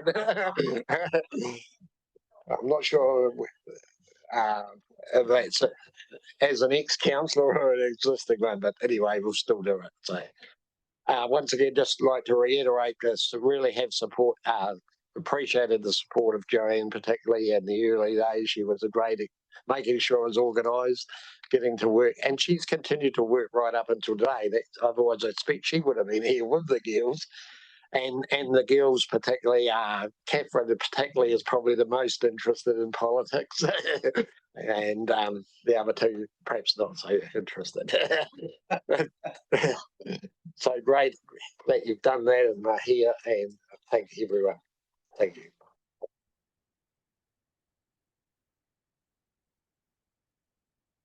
I have no doubt the 13th won't be the last thing you're invited to, asked to go, or that you will just turn up to and attend, because I have no doubt, Stuart, that after 26 years, you're not going to go cold turkey on community involvement. I have no doubt you'll continue to be involved, supporting your community going forward. So, look, thank you very much for everything everyone said. I think what it highlights is, and both Catherine, but what everyone else has said over the course of the day is, like, in this role, it is very easy for people outside to, forget that we're all just people. And I think Councillor Hill mentioned ordinary. We are ordinary people, and we've all got parents, and between all of us, we've got families, we've got partners, we've got kids, we've got grandkids, and it's often not us that bears the brunt of the criticism or the commentary or the social media posts. It's all those other people that are associated with us, whether it's directly related or relatives or partners,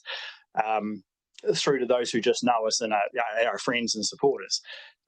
So I think it is really important to acknowledge that we are just ordinary people. We put our hands up for these roles, and some of us do it for 3 years, and some do 6 and 9 and 12, and a few people contribute over a significant part of their lives to the role. But at the end of the day, when it's all said and done and you decide to step down and you make your last speech, you go back to being the ordinary person you started. and it's a whole group of ordinary people coming along. And there's a little quote. I'm going to read it. It's actually not directly related, if I can find it. It's actually related to like, I guess, parents and kids and ordinary and extraordinary. So I'm going to read it out. So it's not entirely analogous, but I think it kind of captures what I'd like to say, which is, do not ask your children to strive for extraordinary lives. Such striving may seem admirable, but it is the way of foolishness. Help them instead find the wonder and the marvel of an ordinary life. Show them the joy of tasting tomatoes, apples, and pears. Show them how to cry when pets and people die. Show them the infinite pleasure in the touch of a hand, and make the ordinary come alive. Extraordinary will take care of itself. So if everyone who comes into this table going forward comes in with that basis that there's a bunch of ordinary people trying to grapple with some pretty extraordinary challenges, then I think the community will always be in really good hands. So with that, I've got one last sort of thanks to say, and then I'll ask Kamatu Harvey to do the closing karakia today. I just want to acknowledge Robin. Well, I think a number of people have mentioned this in passing about how crucial the kind of coordination is and everything that happens. And I have no doubt all of you are aware about the massive role that Robin plays in both organising my life to a large degree, but ensuring that all of the bits get connected. And I can assure you that outside and behind the scenes, and coming back to what Stuart said, that there is a lot of things that potentially fall through the gaps or just, slip into the cracks. And if you don't have someone who is across pretty much every single thing, way beyond their job description or their, the role that they're employed to deliver, then organisations like this that are full of phenomenal amounts of moving parts, almost unimaginable to people who don't work in this space, we run the risk of tripping ourselves up. And, occasionally the odd thing slips through, which Bob tends to take quite personally. Like, why the bloody hell didn't I spot that one? But generally speaking, Robin, on behalf of myself, and I'm sure everybody else here, I'd really like to put on record my appreciation for the phenomenal role that you play in this organisation and the support that you provide me personally. So thank you very much.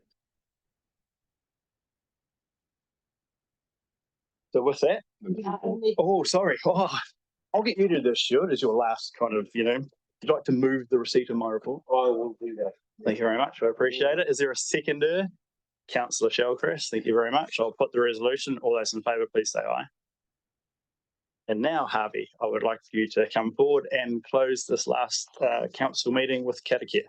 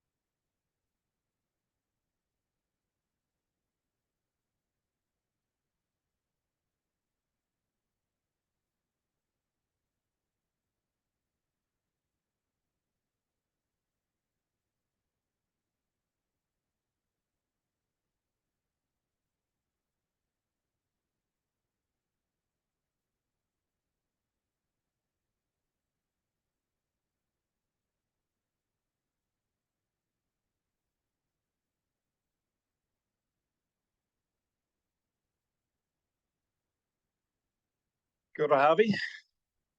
That is it. Thank you very much.